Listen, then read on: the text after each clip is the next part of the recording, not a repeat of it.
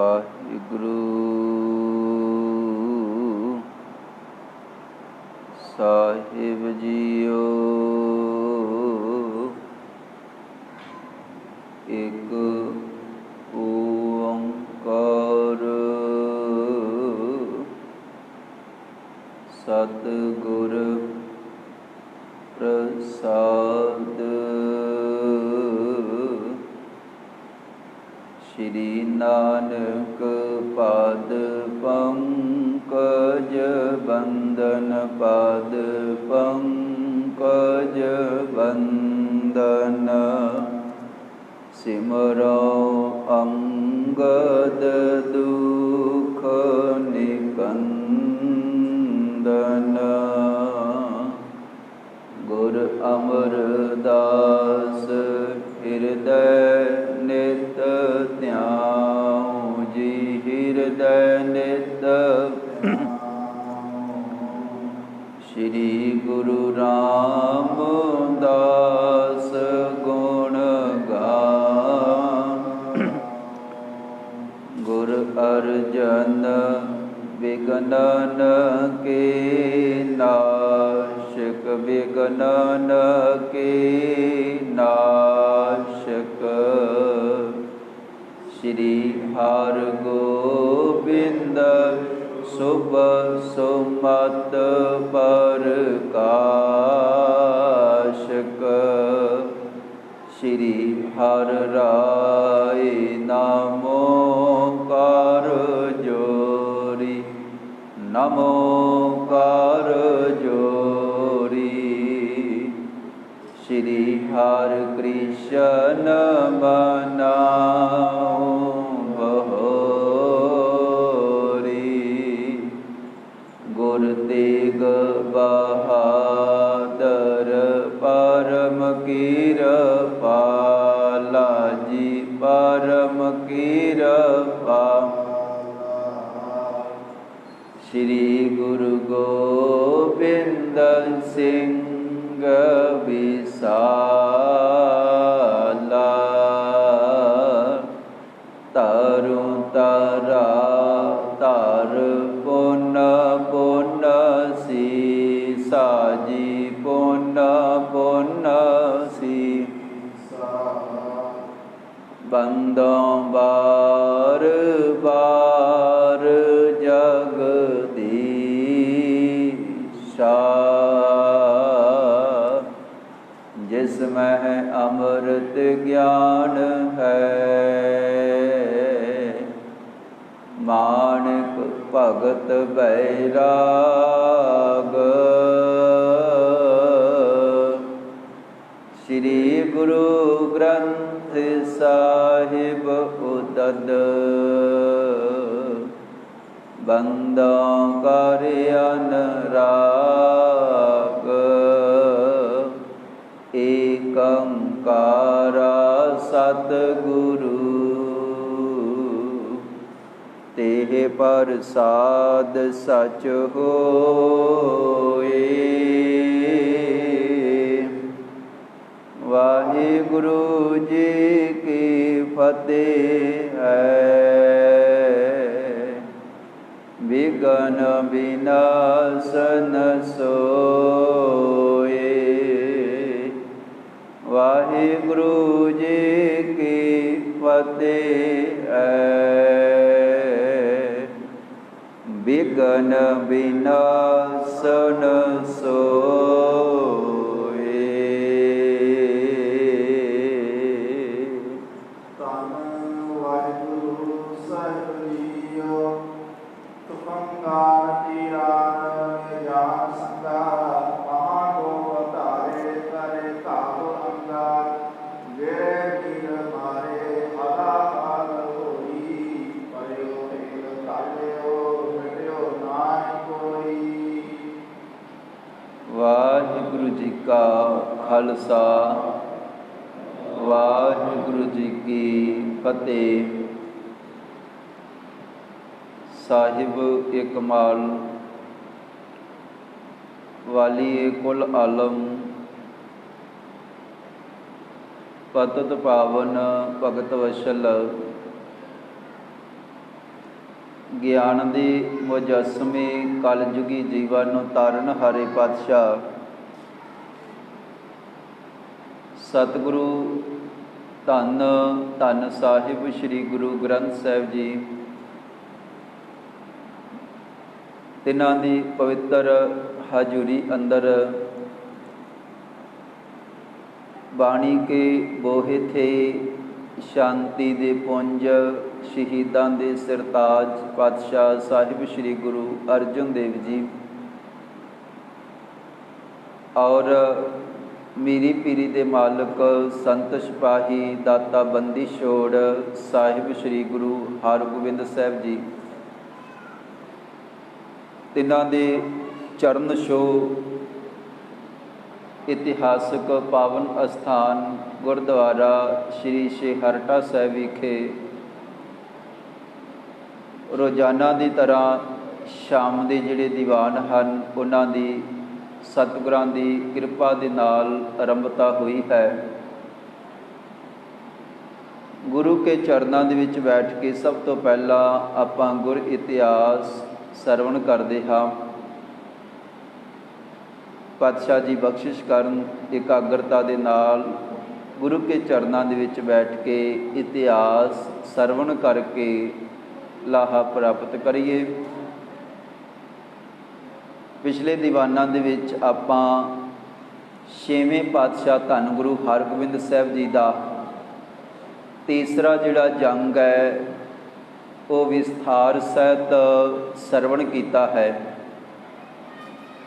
ਜੰਗ ਦਾ ਸਿਖਰ ਵਾਲਾ ਸਮਾਂ, ਅਖੀਰ ਵਾਲਾ ਸਮਾਂ ਜਿਹੜਾ ਹੈ ਉਹ ਚੱਲ ਰਿਹਾ ਹੈ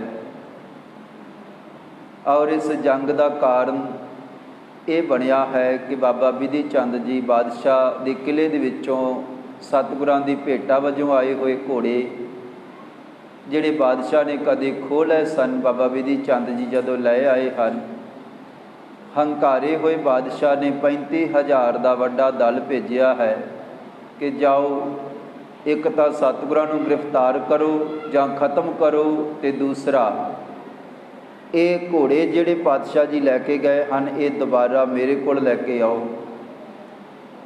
35,000 ਦੀ ਜਿਹੜੀ ਸੈਨਾ ਮਾਲਵੇ ਦੀ ਧਰਤੀ ਤੇ ਜਾ ਕਰਕੇ ਗੁਰੂ ਕੀ ਫੌਜ ਦੇ ਉੱਪਰ ਪਈ ਹੈ। 35 ਦੇ ਵਿੱਚੋਂ 25,000 ਫੌਜ ਰਾਤ ਖਤਮ ਕਰ ਦਿੱਤੀ ਹੈ। ਗੁਰੂ ਕੇ ਯੋਧਿਆਂ ਨੇ ਬਹੁਤ ਸੁੰਦਰ ਢੰਗ ਦੇ ਨਾਲ, ਤਰੀਕੇ ਦੇ ਨਾਲ ਮੋਰਚਾਬੰਦੀ ਕੀਤੀ ਹੋਈ ਸੀਗੀ। ਦੁਸ਼ਮਣਾਂ ਨੂੰ ਆਸ ਨਹੀਂ ਸੀਗੀ ਕਿ ਐਡਾ ਵੱਡਾ ਪ੍ਰਹਾਰ ਗੁਰੂ ਕੇ ਯੋਧੇ ਕਰਨਗੇ ਔਰ ਦਿਨ ਚੜ੍ਹਿਆ ਹੈ ਤੇ ਬਚੀ ਹੋਈ ਜਿਹੜੀ 10,000 ਸੈਨਾ ਹੈ ਉਹ ਸਤਿਗੁਰਾਂ ਦੀ 4,000 ਸੈਨਾ ਦੇ ਉੱਪਰ ਟੁੱਟ ਪਈ ਹੈ। ਤੇ ਸਾਹਿਬ ਪਾਤਸ਼ਾਹ ਧੰਨ ਗੁਰੂ ਹਰਗੋਬਿੰਦ ਸਾਹਿਬ ਜੀ ਦੇ ਯੋਧਿਆਂ ਨੇ ਪਹਿਲਾਂ ਉਸ ਵੇਲੇ ਕਾਬਲ ਬੇਗ ਜਿਹੜਾ ਲੱਲਾ ਬੇਗ ਦੀ ਭੈਣ ਦਾ ਬੇਟਾ ਹੈ ਉਹਦਾ ਸਤਿਗੁਰਾਂ ਨੇ ਆਪਣੇ ਹੱਥੀਂ ਖਾਤਮਾ ਕੀਤਾ 6ਵੇਂ ਪਾਤਸ਼ਾਹ ਜੀ ਨੇ। ਉਸ ਤੋਂ ਬਾਅਦ ਕੰਬਰ ਬੇਗ ਜਿਹੜਾ ਇਹਦਾ ਭਰਾ, ਇਹਦਾ ਵੀ ਅੰਤ ਹੋ ਗਿਆ, ਮਹਾਨ ਜਰਨੈਲ ਸੀਗਾ। ਫਿਰ ਕਾਸਮ ਬੇਗ ਜਿਹੜਾ ਇਹਦਾ ਪੁੱਤਰ ਸੀਗਾ ਇਹਦਾ ਵੀ ਜੰਗ ਦੇ ਮੈਦਾਨ ਦੇ ਵਿੱਚ ਅੰਤ ਹੋਇਆ। ਅਲੀ ਬੇਗ ਵੀ ਮਾਰਿਆ ਗਿਆ। ਇਸੇ ਤਰ੍ਹਾਂ ਇੱਕ ਸ਼ਮਸ਼ ਬੇਗ ਜਿਹੜਾ ਪੁੱਤਰ ਬਚਿਆ ਹੋਇਆ ਸੀਗਾ। ਕੱਲ੍ਹ ਦੇ ਦੀਵਾਨਾਂ ਦੇ ਵਿੱਚ ਆਪਾਂ ਸਰਵਣ ਕੀਤਾ ਕਿਵੇਂ ਭਾਈ ਜਾਤੀ ਮਲਕ ਜੀ ਨੇ ਬਹੁਤ ਵੱਡਾ ਮੁਕਾਬਲਾ ਕਰਕੇ ਇੱਕੋ ਇੱਕ ਜਿਹੜਾ ਯੋਧਾ ਬਚਿਆ ਹੋਇਆ ਸੀਗਾ ਉਹਦਾ ਵੀ ਨਾਸ਼ ਕਰ ਦਿੱਤਾ ਹੈ। ਇੰਨਾ ਵੱਡਾ ਜੰਗ ਦੇ ਮੈਦਾਨ ਦੇ ਵਿੱਚ ਸਤਿਗੁਰਾਂ ਨੇ ਥੋੜ੍ਹੀ ਜਿਹੀ ਸੈਨਾ ਲੈ ਕੇ ਯੁੱਧ ਕੀਤਾ ਹੈ ਕਿ ਲੱਲਾ ਬੇਗ ਹੈਰਾਨ ਰਹਿ ਗਿਆ। ਹੁਣ ਉਹਨੂੰ ਲਗਭਗ ਅੰਦਾਜ਼ਾ ਹੋ ਚੁੱਕਾ ਹੈ ਕਿ ਸਾਡਾ ਜਿੱਤਣਾ ਮੁਸ਼ਕਲ ਹੈ। ਪਰ ਇੱਕ ਸਾਥੀ ਨੇ, ਗੁਲ ਖਾਨ ਨੇ ਇਹ ਗੱਲ ਕਹੀ ਹੈ, ਕਹਿਣ ਲੱਗੇ ਹੇ ਲੱਲਾ ਬੇਗ, ਜੰਗ ਦੇ ਮੈਦਾਨ ਦੇ ਵਿੱਚ ਪਿੱਛੇ ਹਟਣਾ ਮਰਦ ਦਾ ਕੰਮ ਨਹੀਂ ਹੈ। ਤੁਸੀਂ ਸਿਆਣੇ ਹੋ, ਤੁਹਾਨੂੰ ਕੀ ਸਲਾਹ ਦਿੱਤੀ ਜਾ ਸਕਦੀ ਹੈ? ਉਹਦੇ 2 ਪੁੱਤਰ ਜੰਗ ਦੇ ਮੈਦਾਨ ਦੇ ਵਿੱਚ, ਲੱਲਾ ਬੇਗ ਦਾ ਇੱਕੋ ਇੱਕ ਬੱਚਾ ਪੁੱਤਰ ਬਚਿਆ ਹੋਇਆ ਸੀ ਜਿਹਦਾ ਨਾਮ ਸੀਗਾ ਸ਼ਮਸ਼ ਬੇਗ, ਜਿਹਦੇ ਉੱਪਰ ਐਸਾ ਭਿਆਨਕ ਗੁਰੂ ਕੇ ਸਿੱਖਾਂ ਨੇ, ਜਾਤੀ ਮਲਕ ਨੇ ਹਮਲਾ ਕੀਤਾ ਹੈ ਕਿ ਸਿਰ ਧੜ ਦੇ ਨਾਲੋਂ ਅਲੱਗ ਹੋ ਗਿਆ ਘੋੜੇ ਤੇ ਜਿਹੜਾ ਬਚਿਆ ਹੋਇਆ ਧੜ ਸੀਗਾ ਘੋੜੇ ਦੀਆਂ ਵਾਗਾਂ ਦੇ ਵਿੱਚ ਪੈਰ ਫਸਿਆ ਹੈ।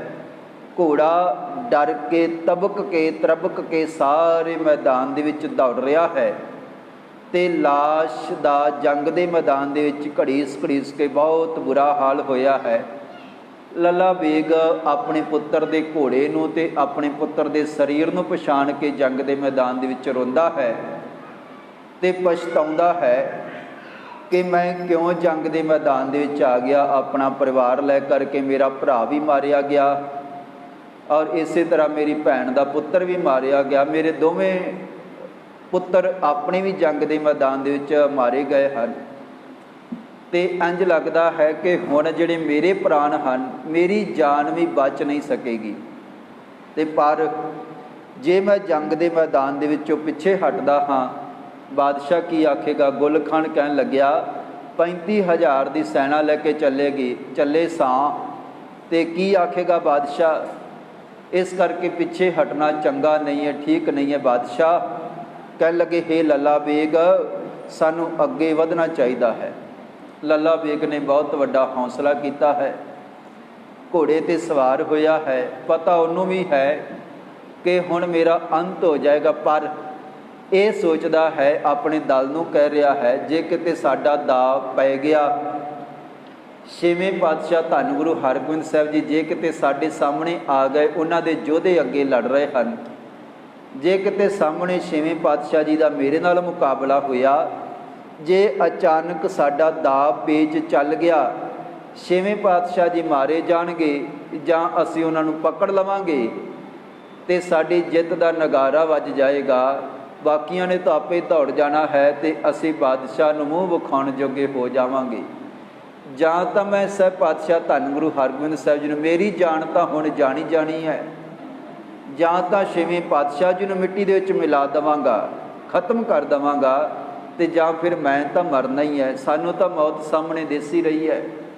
ਹੁਣ ਬਚੇ ਹੋਏ ਜਿੰਨੇ ਕੋ ਲੋਕ ਸਨ ਲੱਲਾ ਬੇਗ ਦੇ ਨਾਲ 35,000 ਦੀ ਫੌਜ ਦੇ ਵਿੱਚੋਂ ਕੁਛ ਸੈਂਕੜੇ ਕੁਛ ਲੋਕ ਜਿਹੜੇ ਬਚੇ ਹੋਏ ਸਨ, ਉਹਨਾਂ ਨੂੰ ਇਕੱਠਿਆਂ ਕਰਕੇ ਅਖੀਰ ਵਾਲਾ ਜਿਹੜਾ ਹਮਲਾ ਹੈ ਉਹ ਗੁਰੂ ਕੇ ਦਲ ਦੇ ਉੱਪਰ ਕੀਤਾ ਹੈ। ਵੱਡਾ ਪ੍ਰਹਾਰ ਕਰਦੀ ਹੋਈ ਜਿਹੜੀ ਸੈਨਾ ਉਹ ਅੱਗੇ ਵੱਧ ਰਹੀ ਹੈ। ਇੱਧਰੋਂ ਤੇਜ਼ੀ ਦੇ ਨਾਲ ਤੀਰਾਂ ਦੇ ਵਾਰ, ਗੋਲੀਆਂ ਦੇ ਵਾਰ ਪੈ ਰਹੇ ਹਨ। ਇੱਧਰ ਸਾਹਿਬ ਪਾਤਸ਼ਾਹ ਧੰਨ ਗੁਰੂ ਹਰਗੋਬਿੰਦ ਸਾਹਿਬ ਜੀ ਦਾ ਜਰਨੈਲ ਜਾਤੀ ਮਲਕ ਔਰ ਇਸੇ ਤਰ੍ਹਾਂ ਰਾਏ ਜੋਧ ਅੱਗੇ ਵਧਣ ਲੱਗੇ ਹਨ। ਸਾਹਿਬ ਪਾਤਸ਼ਾਹ ਧੰਨ ਗੁਰੂ ਹਰਗੋਬਿੰਦ ਸਾਹਿਬ ਜੀ ਨੇ ਜੋਧ ਰਾਏ ਨੂੰ ਇਹ ਬਚਨ ਕੀਤਾ, ਕਹਿਣ ਲੱਗੇ ਕਿ ਭਾਈ ਤੁਸੀਂ ਰਾਤ ਵੇਲੇ ਦੁਸ਼ਮਣਾਂ ਦੇ ਨਾਲ ਲੜਦਿਆਂ ਹੋਇਆਂ ਬਹੁਤ ਵੱਡਾ ਮੁਕਾਬਲਾ ਕੀਤਾ ਹੈ, ਤੁਹਾਡੇ ਸਰੀਰ 'ਤੇ ਫੱਟ ਅਜੇ ਤੱਕ ਦਿਸ ਰਹੇ ਹਨ। ਹੁਣ ਵੀ ਸੁਬਾਹ ਤੋਂ ਲੰਮਾ ਜੰਗ ਲੜਿਆ ਹੈ, ਤੁਹਾਡਾ ਸਰੀਰ ਥੱਕਿਆ ਹੋਇਆ ਨਜ਼ਰ ਆਉਂਦਾ ਹੈ। ਔਰ ਪਾਤਸ਼ਾਹ ਧੰਨ ਗੁਰੂ ਹਰਗੋਬਿੰਦ ਸਾਹਿਬ ਜੀ ਨੇ ਰਾਏ ਜੋਧ ਨੂੰ ਰੋਕ ਦਿੱਤਾ ਹੈ ਕਿ ਭਾਈ ਇਹ ਜਿਹੜਾ ਦੁਸ਼ਮਣ ਦਾ ਦਲ ਬਚਿਆ ਹੋਇਆ ਹੈ, ਇਹ ਬਹੁਤਾ ਸਮਾਂ ਹੁਣ ਸਾਡੇ ਅੱਗੇ ਅੜ ਨਹੀਂ ਸਕਣਗੇ। ਅੱਗੇ ਜਾ ਕੇ ਸਾਨੂੰ ਆਪਣੇ ਜਿਹੜੇ ਪ੍ਰਾਣ ਉਹ ਅਜਾਈ ਨਹੀਂ ਗਾਉਣੇ ਚਾਹੀਦੇ, ਤੁਸੀਂ ਇੱਥੇ ਠਹਿਰ ਜਾਓ। ਬਾਬਾ ਬਿਧੀ ਚੰਦ ਜੀ ਬੜੇ ਕਾਲੇ ਪੈ ਰਹੇ ਸਨ ਕਿ ਮੈਂ ਛੇਤੀ ਦੇ ਨਾਲ ਲੱਲਾ ਬੇਗ ਦੇ ਉੱਪਰ ਜਾ ਕੇ ਹਮਲਾ ਕਰਾਂ। ਸਾਹਿਬ ਪਾਤਸ਼ਾਹ ਧੰਨ ਗੁਰੂ ਹਰਗੋਬਿੰਦ ਸਾਹਿਬ ਜੀ ਨੇ ਬਾਬਾ ਬਿਧੀ ਚੰਦ ਜੀ ਨੂੰ ਵੀ ਰੋਕ ਦਿੱਤਾ ਹੈ। ਕਹਿਣ ਲੱਗੇ ਨਹੀਂ ਬਿਧੀ ਚੰਦ, ਤੁਸੀਂ ਇੱਥੇ ਸਾਹਮਣੇ ਰਹਿ ਕਰਕੇ ਦੁਸ਼ਮਣਾਂ ਦਾ ਮੁਕਾਬਲਾ ਇੱਥੇ ਕਰੋ, ਹੁਣ ਮੈਂ ਅੱਗੇ ਵਧਾਂਗਾ। ਲੱਲਾ ਬੇਗ ਆਪ ਅੱਗੇ ਆ ਰਿਹਾ ਹੈ। ਪਹਿਲੇ ਸਮੇਂ ਦੇ ਵਿੱਚ ਜੰਗ ਦਾ ਇੱਕ ਧਰਮ ਹੁੰਦਾ ਸੀਗਾ, ਜੰਗ ਦਾ ਵੀ ਇੱਕ ਨਿਯਮ ਹੁੰਦਾ ਸੀਗਾ। ਆਪਾਂ ਕਈ ਵਾਰ ਯੋਧਾ ਉਸ ਨੂੰ ਸਮਝਿਆ ਜਾਂਦਾ ਸੀ ਜਿਹੜਾ ਆਪਣੇ ਬਰਾਬਰ ਦੇ ਨੂੰ ਲਲਕਾਰ ਕੇ ਜੰਗ ਦੇ ਮੈਦਾਨ ਦੇ ਵਿੱਚ ਤੇ ਉਹਨੂੰ ਖਤਮ ਕਰਦਾ ਸੀਗਾ। ਤੇ ਜਿਹੜੇ ਯੋਧੇ ਜਿਨ੍ਹਾਂ ਨੂੰ ਆਪਣੀ ਵਿੱਦਿਆ 'ਤੇ ਮਾਣ ਹੁੰਦਾ ਸੀਗਾ, ਉਹ ਜੇ ਆਪ ਪੈਦਲ ਸਨ ਤੇ ਉਹ ਸਾਹਮਣੇ ਵਾਲੇ ਨੂੰ ਦੇਖ ਕੇ ਪੈਦਲ ਨੂੰ ਤੇ ਫਿਰ ਆਪਸ ਵਿੱਚ ਰਲਦੇ ਸਨ। ਜੇਕਰ ਕੋਈ ਰੱਥ 'ਤੇ ਚੜ੍ਹਿਆ ਹੋਇਆ ਹੈ ਉਹਦੇ ਨਾਲ ਰੱਥ ਵਾਲਾ ਮੁਕਾਬਲਾ ਕਰਦਾ ਸੀਗਾ। ਜੇ ਕੋਈ ਘੋੜ ਸਵਾਰ ਹੈ ਤੇ ਉਹ ਘੋੜ ਸਵਾਰ ਦੇ ਨਾਲ ਲੜਦਾ ਸੀਗਾ। ਜੇਕਰ ਕੋਈ ਹਾਥੀ 'ਤੇ ਚੜ੍ਹਿਆ ਹੋਇਆ ਹੈ ਤੇ ਉਹ ਹਾਥੀ ਵਾਲੇ ਨੂੰ ਲਲਕਾਰਦਾ ਸੀਗਾ, ਭਾਈ ਮੇਰੇ ਨਾਲ ਮੁਕਾਬਲਾ ਕਰ। ਹੁਣ ਜੇ ਕੋਈ ਸੈਨਾਪਤੀ ਹੈ ਤੇ ਉਹ ਸੈਨਾਪਤੀ ਦੇ ਨਾਲ ਲੜਦਾ ਸੀਗਾ। ਜੇ ਫੌਜ ਦਾ ਮੁਖੀ ਹੈ ਤੇ ਉਹ ਦੂਜੇ ਮੁਖੀ ਨੂੰ ਲਲਕਾਰਦਾ ਸੀਗਾ, ਆ ਮੇਰੇ ਸਾਹਮਣੇ ਖੜਾ ਹੋ। ਤੇ ਛੇਵੇਂ ਪਾਤਸ਼ਾਹ ਜੀ ਕਹਿਣ ਲੱਗੇ ਹੁਣ ਲੱਲਾ ਬੇਗ ਖੁਦ ਚੱਲ ਕੇ ਜੰਗ ਦੇ ਮੈਦਾਨ ਦੇ ਵਿੱਚ ਆਇਆ ਹੈ ਤੇ ਲੱਲਾ ਬੇਗ ਦੇ ਨਾਲ ਮੁਕਾਬਲਾ ਸਾਡਾ ਕਰਨਾ ਬਣਦਾ ਹੈ। ਉਹ ਵੀ ਸੈਨਾ ਦਾ ਮੁਖੀ ਹੈ ਤੇ ਇੱਧਰੋਂ ਅਸੀਂ ਵੀ ਸੈਨਾ ਲੈ ਕਰਕੇ ਆਏ ਹਾਂ। ਮੁਖੀ ਦੇ ਨਾਲ ਮੁਖੀ ਦਾ ਲੜਨਾ ਹੀ ਬਣਦਾ ਹੈ। ਸਹਿਬ ਪਾਤਸ਼ਾਹ ਧੰਨ ਗੁਰੂ ਹਰਗੋਬਿੰਦ ਸਾਹਿਬ ਜੀ, ਲੱਲਾ ਬੇਗ ਤੇਜ਼ੀ ਦੇ ਨਾਲ ਵੱਧ ਰਿਹਾ ਹੈ। ਗਰੀਬ ਨਿਵਾਜ ਸਹਿਬ ਪਾਤਸ਼ਾਹ ਧੰਨ ਗੁਰੂ ਹਰਗੋਬਿੰਦ ਸਾਹਿਬ ਜੀ ਵੀ ਆਪਣੇ ਯੋਧਿਆਂ ਨੂੰ ਧੀਰਜ ਦੇ ਕਰਕੇ ਅੱਗੇ ਹੋ ਕਰਕੇ ਤੇ ਕਹਿਣ ਲੱਗੇ ਕਿ ਭਾਈ ਆਓ ਤੁਹਾਨੂੰ ਅਸੀਂ ਕੁਝ 94 ਜਿਹੜੇ ਵਾਰ ਹਨ, ਇੱਕ ਜੰਗ ਦੀ ਸਿਖਲਾਈ ਜਿਹੜੀ ਹੈ ਤੇ ਜੰਗ ਦੇ ਜਿਹੜੇ ਕੀਤੇ ਹੋਏ ਵਾਰ ਕੈਸੇ ਸਫਾਈ ਦੇ ਨਾਲ ਮਾਰਨੇ ਹਨ, ਆਓ ਤੁਹਾਨੂੰ ਥੋੜ੍ਹੀ ਜਿਹੀ ਸਿਖਲਾਈ ਦਿੰਦੇ ਹਾਂ। ਸਹਿਬ ਪਾਤਸ਼ਾਹ ਧੰਨ ਗੁਰੂ ਹਰਗੋਬਿੰਦ ਸਾਹਿਬ ਜੀ ਆਪ ਅੱਗੇ ਵੱਧ ਗਏ ਹਨ। ਆਓ ਇਸ ਤੋਂ ਜਿਹੜਾ ਅਗਲੇਰਾ ਇਤਿਹਾਸ ਹੈ ਭਾਵਨਾ ਸਹਿਤ ਸਰਵਣ ਕਰਦੇ ਹਾਂ। ਇੱਕ ਵਾਰੀ ਗੁਰੂ ਕੇ ਚਰਨਾਂ ਦੇ ਵਿੱਚ ਹਾਜ਼ਰੀ ਭਰਦੇ ਹੋਏ ਫਤਿਹ ਬੁਲਾਵੋ ਜੀ। ਵਾਹਿਗੁਰੂ ਜੀ ਕਾ ਖਾਲਸਾ, ਵਾਹਿਗੁਰੂ ਜੀ ਕੀ ਫਤਿਹ।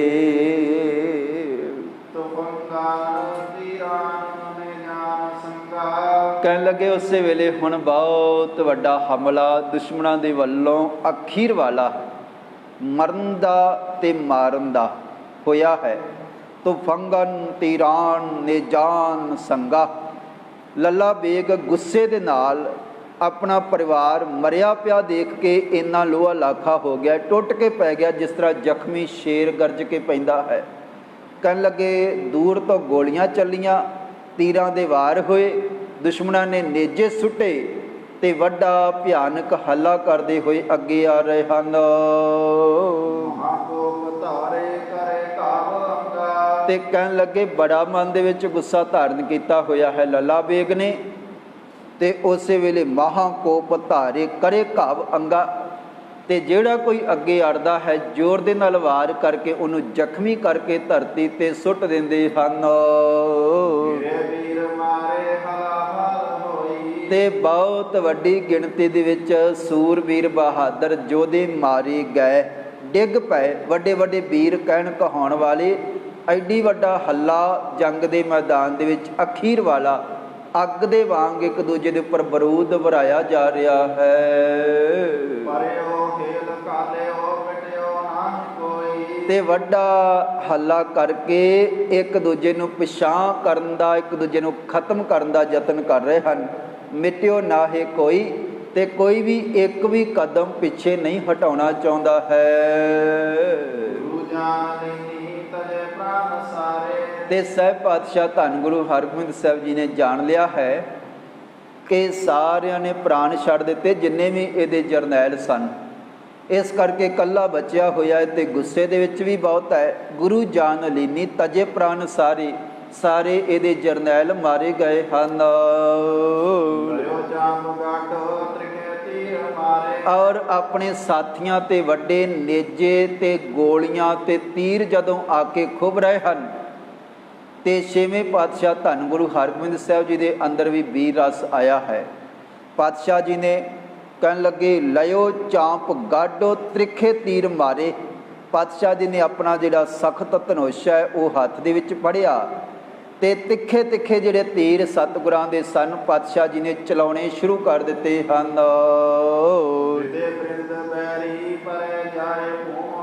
ਤੇ ਜਿੱਥੇ ਜਿੱਥੇ ਫਿਰ ਤੀਰ ਪਾਤਸ਼ਾਹ ਜੀ ਜਿੱਧਰ ਜਿੱਧਰ ਨਿਸ਼ਾਨਾ ਲੈਂਦੇ ਹਨ ਵੈਰੀ ਮਿੱਟੀ ਦੇ ਵਿੱਚ ਮਿਲ ਜਾਂਦਾ ਹੈ। ਤੇ ਪਾਤਸ਼ਾਹ ਜੀ ਦਾ ਤੇਰਾ ਤੀਰ ਹੈ ਇੱਕ ਨੂੰ ਪਰੋਂਦਾ ਹੈ, ਕਈ ਵਾਰੀ ਦੂਸਰੇ ਨੂੰ ਪਾਰ ਕਰਕੇ ਡਿੱਗ ਜਾਂਦਾ ਹੈ ਤੇ ਕਈ ਵਾਰੀ ਇੰਨੀ ਖਿੱਚ ਕੇ ਪਾਤਸ਼ਾਹ ਜੀ ਤੀਰ ਚਲਾਉਂਦੇ ਹਨ, ਕੰਨ ਤੱਕ ਤੰਦੀ ਨੂੰ ਖਿੱਚ ਕੇ ਤੀਰ ਚਲਾਉਂਦੇ ਹਨ। ਕਈ ਵਾਰੀ ਤੀਰ ਤਿੰਨ ਸੈਨਿਕਾਂ ਨੂੰ ਪਾਰ ਕਰਕੇ ਧਰਤੀ ਤੇ ਜਾ ਕੇ ਗੱਡਿਆ ਜਾਂਦਾ ਹੈ। ਤੇ ਕਹਿਣ ਲੱਗੇ ਹੁਣ ਇੱਕੋ ਦੋਏ ਤੀਜੋ ਹੱਤੇ ਕੋਈ ਝੂਮੇ। ਕਹਿਣ ਲੱਗੇ ਤਿੰਨਾਂ ਨੂੰ ਖਤਮ ਕਰਦਾ ਤੇ ਝੂਮਦੇ ਹੋਏ ਬੁਰਜਾਂ ਦੇ ਵਾਂਗ ਦੁਸ਼ਮਣ ਧਰਤੀ ਤੇ ਡਿੱਗ ਪੈਂਦੇ ਹਨ। ਤੇ ਕਹਿਣ ਲੱਗੇ ਕਟੋਲਾ ਬਣਾ ਕੇ ਬਹੁਤ ਵੱਡਾ ਤੇ ਦੁਸ਼ਮਣਾਂ ਦਾ ਦਲ ਰਲ ਕੇ ਅੱਗੇ ਵਧ ਰਿਹਾ ਹੈ।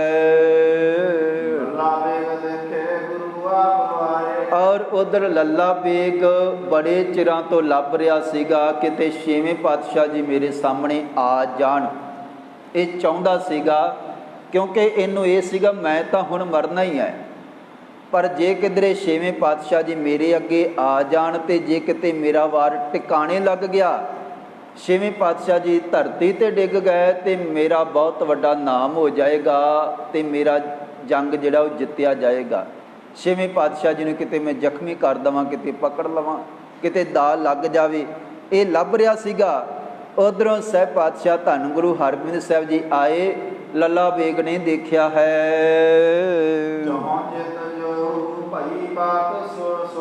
ਤੇ ਲੱਲਾ ਬੇਗ ਆਪਣੇ ਸਾਥੀਆਂ ਨੂੰ ਕਹਿਣ ਲੱਗਾ ਜਿਸ ਤਰ੍ਹਾਂ ਮੈਂ ਚਾਹੁੰਦਾ ਸੀਗਾ ਉਸੇ ਤਰ੍ਹਾਂ ਹੋਇਆ। ਆਓ ਸਾਹਮਣੇ ਦੇਖੋ ਛੇਵੇਂ ਪਾਤਸ਼ਾਹ ਜੀ ਦਲ ਤੋਂ ਅੱਗੇ ਹੋ ਕੇ ਆ ਰਹੇ ਹਨ।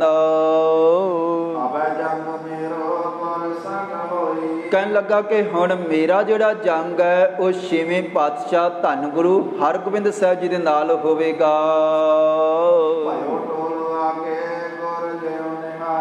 ਤੇ ਕਹਿਣ ਲੱਗੇ ਆਓ ਸਾਹਮਣੇ ਟੋਲਾ ਜਿਹੜਾ ਵੱਧ ਰਿਹਾ ਹੈ, ਦਲ ਵੱਧ ਰਿਹਾ ਹੈ, ਭਾਇਓ ਟੋਲ ਆਗੇ ਗੁਰੂ ਜਿਉ ਨਿਹਾਰੇ। ਮੇਰੀਆਂ ਅੱਖਾਂ ਨੇ ਤੱਕਿਆ, ਤੁਸੀਂ ਵੀ ਵੇਖੋ। ਆਓ ਸਾਹਮਣੇ ਸਤਿਗੁਰੂ ਜੀ ਹਨ। ਉਸੇ ਵੇਲੇ ਤਿੱਖੇ ਤਿੱਖੇ ਤੀਰ ਲੱਲਾ ਬੇਗ ਨੇ ਕੱਢੇ ਤੇ ਨਿਸ਼ਾਨਾ ਲੈ ਕਰਕੇ ਸਤਿਗੁਰਾਂ ਵੱਲ ਤੀਰ ਛੱਡਦਾ ਹੈ। ਪਾਤਸ਼ਾਹ ਜੀ ਜਿਹੜਾ ਸੁਹੇਲਾ ਘੋੜਾ ਹੈ, ਗਰੀਬ ਨਿਵਾਜ ਉਸ ਨੂੰ ਇੱਧਰ ਉੱਧਰ ਕਰਕੇ ਬਚਾ ਲੈਂਦੇ ਹਨ।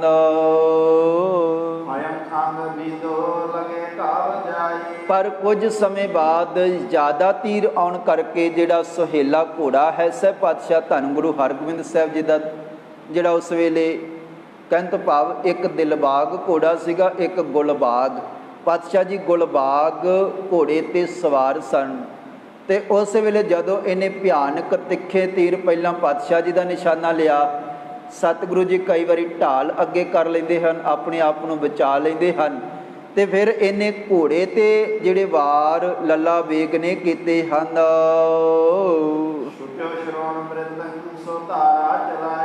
ਤੇ ਘੋੜੇ ਤੇ ਤੀਰ ਲੱਗਣ ਦੇ ਕਰਕੇ ਘੋੜੇ ਦੇ ਸਰੀਰ ਦੇ ਵਿੱਚੋਂ ਪਨਾਲਿਆਂ ਦੇ ਵਾਂਗ ਜਿਹੜਾ ਲਹੂ ਵਗਣਾ ਸ਼ੁਰੂ ਹੋ ਗਿਆ ਹੈ। ਜਿਸ ਘੋੜੇ ਤੇ ਸਹਿਬ ਪਾਤਸ਼ਾਹ ਧੰਨ ਗੁਰੂ ਹਰਗੋਬਿੰਦ ਸਾਹਿਬ ਜੀ ਸਵਾਰ ਹਨ, ਉਸ ਘੋੜੇ ਦੇ ਵਿੱਚੋਂ ਧਾਰਾਂ ਖੂਨ ਦੀਆਂ ਵਹਿਣ ਲੱਗੀਆਂ ਹਨ। ਤੇ ਪਾਤਸ਼ਾਹ ਜੀ ਨੇ ਦੇਖਿਆ ਕਿ ਸਾਡੇ ਘੋੜੇ ਤੇ ਬਹੁਤ ਵੱਡੇ ਜ਼ਖਮ ਤੀਰਾਂ ਦੇ ਨਾਲ ਹੋਏ ਹਨ। ਤੇ ਸਹਿਬ ਪਾਤਸ਼ਾਹ ਧੰਨ ਗੁਰੂ ਹਰਗੋਬਿੰਦ ਸਾਹਿਬ ਜੀ ਦੇ ਮਨ ਦੇ ਵਿੱਚ ਬਹੁਤ ਵੱਡਾ ਰੋਸ ਜਾਗਿਆ ਹੈ। ਸਹਿਬ ਪਾਤਸ਼ਾਹ ਧੰਨ ਗੁਰੂ ਹਰਗੋਬਿੰਦ ਸਾਹਿਬ ਜੀ ਤਿਆਰ ਬਰ ਤਿਆਰ ਹੋਏ ਹਨ। ਤੇ ਪਾਤਸ਼ਾਹ ਜੀ ਨੇ ਵੀ ਆਪਣੇ ਭੱਥੇ ਦੇ ਵਿੱਚੋਂ ਚੌੜੇ ਜਿਹੜੇ ਤੀਰ ਸਨ, ਜਿਨ੍ਹਾਂ ਦਾ ਅਗਲਾ ਪਾਸਾ ਪੱਤਿਆਂ ਦੇ ਵਾਂਗ ਬਹੁਤ ਚੌੜਾ ਹੈ, ਸਹਿਬ ਪਾਤਸ਼ਾਹ ਧੰਨ ਗੁਰੂ ਹਰਗੋਬਿੰਦ ਸਾਹਿਬ ਜੀ ਨੇ ਜਿਹਨੂੰ ਅਗਰ ਚੌਰੇ ਖਤੰਗੰ ਨਿਕਾਸੇ, ਪਾਤਸ਼ਾਹ ਜੀ ਨੇ ਤਿੱਖੇ ਤਿੱਖੇ ਤੀਰ ਕੱਢ ਕੇ ਤੰਦੀ ਤੇ ਚਾੜੇ ਹਨ। ਤੇ ਪਾਤਸ਼ਾਹ ਜੀ ਜਦੋਂ ਤਿੱਲੇ ਤੇ ਚਾੜਦੇ ਹਨ ਤੇ ਤੀਰ ਅਗਲੇ ਪਾਸਿਓਂ ਲਿਸ਼ਕਦੇ ਹਨ। ਬੜੇ ਤੇਜ਼ ਤੇ ਚੌੜੇ ਤੀਰ ਗਰੀਬਨ ਆਵਾਜ਼ ਸਤਿਗੁਰਾਂ ਨੇ ਚਲਾਏ ਹਨ। ਤੇ ਪਾਤਸ਼ਾਹ ਜੀ ਜਦੋਂ ਤੰਦੀ ਖਿੱਚ ਰਹੇ ਸਨ, ਹੁਣ ਵੀਰ ਰਸ ਦੇ ਵਿੱਚ ਆ ਕਰਕੇ ਤੇ ਤੰਦੀ ਦੂਰ ਤੱਕ ਆਪਣੇ ਬਾਂਹ ਸਿੱਧੀ ਕਰਕੇ ਤੇ ਦੂਜੇ ਹੱਥ ਦੇ ਨਾਲ ਤੰਦੀ ਆਪਣੇ ਕੰਨ ਤੱਕ ਲੈ ਜਾਂਦੇ ਸਨ। ਸਾਰੀ ਤੰਦੀ ਨੂੰ ਜ਼ੋਰ ਦੇ ਨਾਲ ਖਿੱਚਦੇ ਹਨ।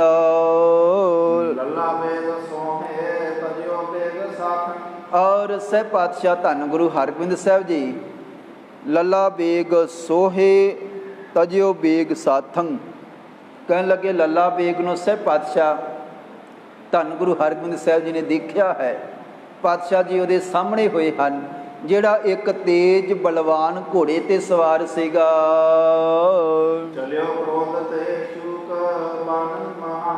ਤੇ ਸਤਿਗੁਰਾਂ ਨੇ ਕ੍ਰੋਧ ਦੇ ਵਿੱਚ ਆ ਕਰਕੇ, ਵੀਰ ਰਸ ਦੇ ਵਿੱਚ ਆ ਕਰਕੇ ਤੀਰ ਚਲਾਏ ਤੇ ਜਿਹੜੇ ਸ਼ੂਕਦੇ ਹੋਏ ਮਹਾਨ ਚੱਲੇ ਹਨ।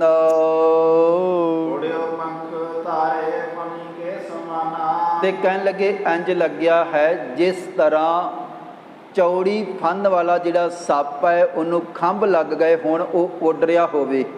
ਸਹਿਬ ਪਾਤਸ਼ਾਹ ਧੰਨ ਗੁਰੂ ਹਰਗੋਬਿੰਦ ਸਾਹਿਬ ਜੀ ਤੀਰ ਇਸ ਤਰ੍ਹਾਂ ਛੂਕਦੇ ਜਾ ਰਹੇ ਹੋਣ ਕਿ ਜਿਸ ਤਰ੍ਹਾਂ ਫਨੀਅਰ ਸੱਪ ਛੂਕਦਾ ਹੈ ਉਹਨੂੰ ਖੰਭ ਲੱਗੇ ਹੋਣ ਤੇ ਜਿਵੇਂ ਉੱਡਦਾ ਹੋਵੇ, ਇਸ ਤਰ੍ਹਾਂ ਸਤਿਗੁਰਾਂ ਦੇ ਤੀਰ ਉੱਡਦੇ ਹੋਏ ਜਾ ਰਹੇ ਹਨ। ਲਗਿਓ ਭਾਲ ਮੈਂ ਤਾਤ ਕਾਲੰ ਪਰਵੇਸਾ। ਔਰ ਕਾਲੀ ਦੇ ਨਾਲ ਉਹ ਤੀਰ ਜਾ ਕਰਕੇ ਉਸੇ ਵੇਲੇ ਜਿਹੜਾ ਤੇਜ ਘੋੜਾ ਹੈ ਲੱਲਾ ਬੇਗ ਦਾ, ਸਹਿਬ ਪਾਤਸ਼ਾਹ ਧੰਨ ਗੁਰੂ ਹਰਗੋਬਿੰਦ ਸਾਹਿਬ ਜੀ ਨੇ ਫਿਰ ਨਿਸ਼ਾਨਾ ਲਾਇਆ ਹੈ, ਤੀਰ ਜਾ ਕੇ ਪ੍ਰਵੇਸ਼ ਕਰ ਗਏ ਹਨ। ਲੱਲਾ ਬੇਗ ਘੋੜਾ ਬਲੀ ਜੋ ਵਿਸ਼ੇਸ਼ਾ। ਤੇ ਜਿਹੜਾ ਬੜਾ ਤੇਜ ਤੇ ਬੜਾ ਬਲੀ ਘੋੜਾ ਸੀਗਾ ਲੱਲਾ ਬੇਗ, ਚੋਣਵਾ ਘੋੜਾ ਲੈ ਕਰਕੇ ਕੀਮਤੀ ਆਇਆ ਸੀਗਾ। ਤੇ ਇਹ ਘੋੜਾ ਭਾਵੇਂ ਬੜਾ ਚਲਾਕ ਸੀਗਾ ਤੇ ਬੜੇ ਵੱਡੇ ਮੁੱਲ ਦਾ ਸੀਗਾ ਤੇ ਬਹੁਤ ਤਗੜੇ ਸਰੀਰ ਵਾਲਾ ਸੀਗਾ।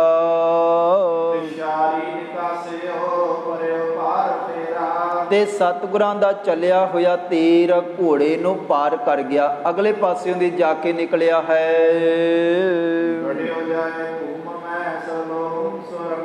ਉਸੇ ਤਰ੍ਹਾਂ ਤੀਰ ਅੱਗੇ ਜਾ ਕੇ ਧਰਤੀ ਤੇ ਗੱਡਿਆ ਗਿਆ ਤੇ ਘੋੜਾ ਜਿਹੜਾ ਹੈ ਇਹਦਾ ਵੀ ਲਹੂ ਲੋਹਾਨ ਹੋਇਆ ਹੈ। ਤੇ ਜਿਹਦੇ ਉੱਪਰ ਚੰਗੀ ਸੋਹਣੀ ਕੀਮਤੀ ਕਾਠੀ ਪਾਈ ਹੋਈ ਸੀਗੀ, ਬੜਾ ਸਜਾਇਆ ਹੋਇਆ ਸੀਗਾ। ਫੌਜ ਦੇ ਮੁਖੀ ਦਾ ਇਹ ਮਹਾਨ ਘੋੜਾ ਹੈ, ਸਤਿਗੁਰਾਂ ਨੇ ਉਸੇ ਵੇਲੇ ਧਰਤੀ ਤੇ ਡੇਗ ਦਿੱਤਾ ਹੈ। ਲੱਲਾ ਬੇਗ ਨੇ ਤੇ ਉਸੇ ਵੇਲੇ ਲੱਲਾ ਬੇਗ, ਜਿਸ ਤਰ੍ਹਾਂ ਸਹਿਬ ਪਾਤਸ਼ਾਹ ਧੰਨ ਗੁਰੂ ਹਰਗੋਬਿੰਦ ਸਾਹਿਬ ਜੀ ਆਪਣਾ ਘੋੜਾ ਜ਼ਖਮੀ ਹੋਣ ਕਰਕੇ ਉਤਰ ਗਏ ਸਨ, ਉਸੇ ਤਰ੍ਹਾਂ ਪਾਤਸ਼ਾਹ ਧੰਨ ਗੁਰੂ ਹਰਗੋਬਿੰਦ ਸਾਹਿਬ ਜੀ ਨੇ ਲੱਲਾ ਬੇਗ ਨੂੰ ਵੀ ਘੋੜੇ ਤੋਂ ਥੱਲੇ ਉਤਾਰ ਦਿੱਤਾ ਹੈ। ਤੇ ਪਾਤਸ਼ਾਹ ਜੀ ਨੇ ਵੀਰ ਰਸ ਦੇ ਵਿੱਚ ਆ ਕਰਕੇ ਤਿੱਖੇ ਜਿਹੜੇ ਤੀਰ ਚਲਾਏ ਸਨ। ਤੇ ਕਹਿਣ ਲੱਗੇ ਉਸੇ ਵੇਲੇ ਫਿਰ ਸੁਹੇਲਾ ਜਿਹੜਾ ਅਮੋਲਕ ਘੋੜਾ ਸੀਗਾ, ਤੱਕੈ ਤਾਹੇ ਮਾਰੈ। ਲੱਲਾ ਬੇਗ ਨੇ ਤੱਕ ਕੇ ਉਹਨੂੰ ਵੱਡੇ ਭਿਆਨਕ ਤੀਰ ਪਹਿਲਾਂ ਮਾਰੇ ਸਨ।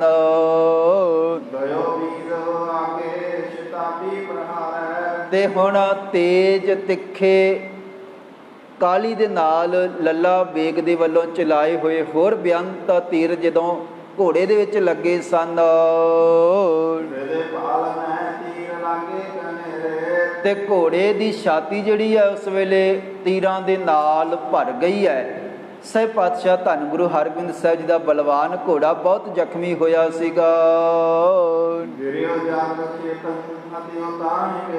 ਤੇ ਜੰਗ ਦੇ ਮੈਦਾਨ ਦੇ ਵਿੱਚ ਸਤਿਗੁਰਾਂ ਦਾ ਉਹ ਘੋੜਾ ਡਿੱਗ ਕੇ ਉਸ ਵੇਲੇ ਮਾਰਿਆ ਗਿਆ ਸੀਗਾ।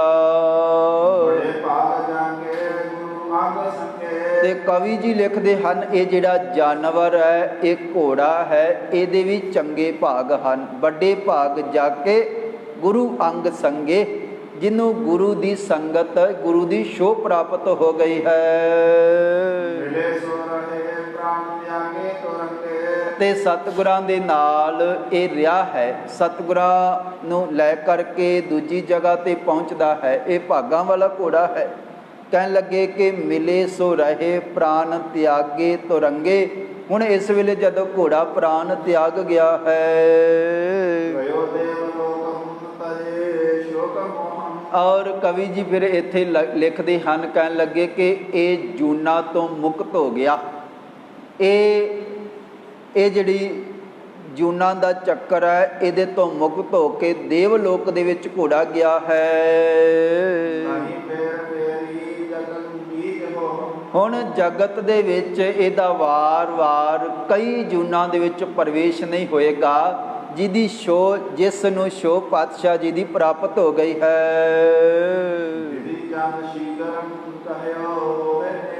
ਔਰ ਸਹਿਬ ਪਾਤਸ਼ਾਹ ਧੰਨ ਗੁਰੂ ਹਰਗੋਬਿੰਦ ਸਾਹਿਬ ਜੀ ਦੇ ਕੋਲ ਆ ਕਰਕੇ ਬਾਬਾ ਵਿਧੀ ਚੰਦ ਉਸੇ ਵੇਲੇ ਕਹਿਣ ਲੱਗੇ, ਕਿਉਂਕਿ ਗਰੀਬ ਨਿਵਾਜ ਪਾਤਸ਼ਾਹ ਜੀ ਦੇ ਨਾਲ ਕਈ ਐਸੇ ਯੋਧੇ ਹੋਰ ਸਨ ਜਿਹੜੇ ਕੁਝ ਤੀਰ ਨੇਜੇ ਚੁੱਕ ਕੇ ਚੱਲਦੇ ਸਨ, ਤੇ ਕਈ ਐਸੇ ਸਨ ਜਿਹੜੇ ਨਾਲ ਨਾਲ ਕਈ ਹੋਰ ਘੋੜੇ ਵੀ ਲੈ ਕੇ ਪਾਤਸ਼ਾਹ ਜੀ ਵਾਸਤੇ ਚੱਲਦੇ ਸਨ। ਹੁਣ ਬਾਬਾ ਬਿਧੀ ਚੰਦ ਜੀ ਨੇੜੇ ਆਏ ਔਰ ਸਹਿ ਪਾਤਸ਼ਾਹ ਧੰਨ ਗੁਰੂ ਹਰਗੋਬਿੰਦ ਸਾਹਿਬ ਦੇ ਚਰਨਾਂ ਦੇ ਵਿੱਚ ਬੇਨਤੀ ਕੀਤੀ ਹੈ।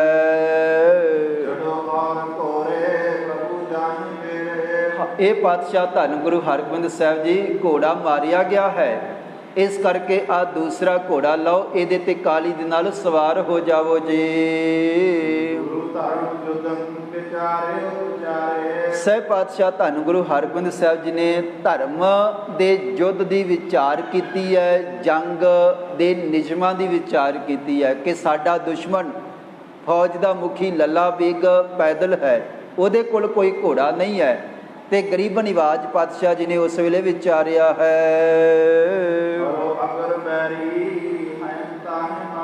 ਕਹਿਣ ਲੱਗੇ ਜਿਹੜਾ ਸਾਡਾ ਵੈਰੀ ਅੱਗੇ ਖੜਾ ਹੈ ਉਹਦੇ ਕੋਲ ਵੀ ਕੋਈ ਘੋੜਾ ਨਹੀਂ ਹੈ। ਜਿਹਦੇ ਕੋਲ ਘੋੜਾ ਹੁੰਦਾ ਉੱਚੀ ਜਗ੍ਹਾ ਤੇ ਜਿਹੜਾ ਹੋਵੇ ਉਹਦਾ ਪਲੜਾ ਭਾਰੀ ਹੁੰਦਾ ਹੈ, ਉਹ ਨਿਸ਼ਾਨਾ ਤਗੜਾ ਛੇਤੀ ਲਾ ਸਕਦਾ ਹੈ, ਆਪਣੇ ਆਪ ਦਾ ਬਚਾਅ ਵੀ ਕਰ ਸਕਦਾ ਹੈ। ਪਰ ਪਾਤਸ਼ਾਹ ਜੀ ਨੇ ਕਹਿਣ ਲੱਗੇ ਸਤਿਗੁਰੂ ਜੀ ਕਹਿਣ ਲੱਗੇ ਕਿ ਭਾਈ ਆਓ ਸਾਹਮਣੇ ਦੇਖੋ ਲੱਲਾ ਬੇਗ ਵੀ ਘੋੜੇ ਤੋਂ ਬਿਨਾ ਹੈ।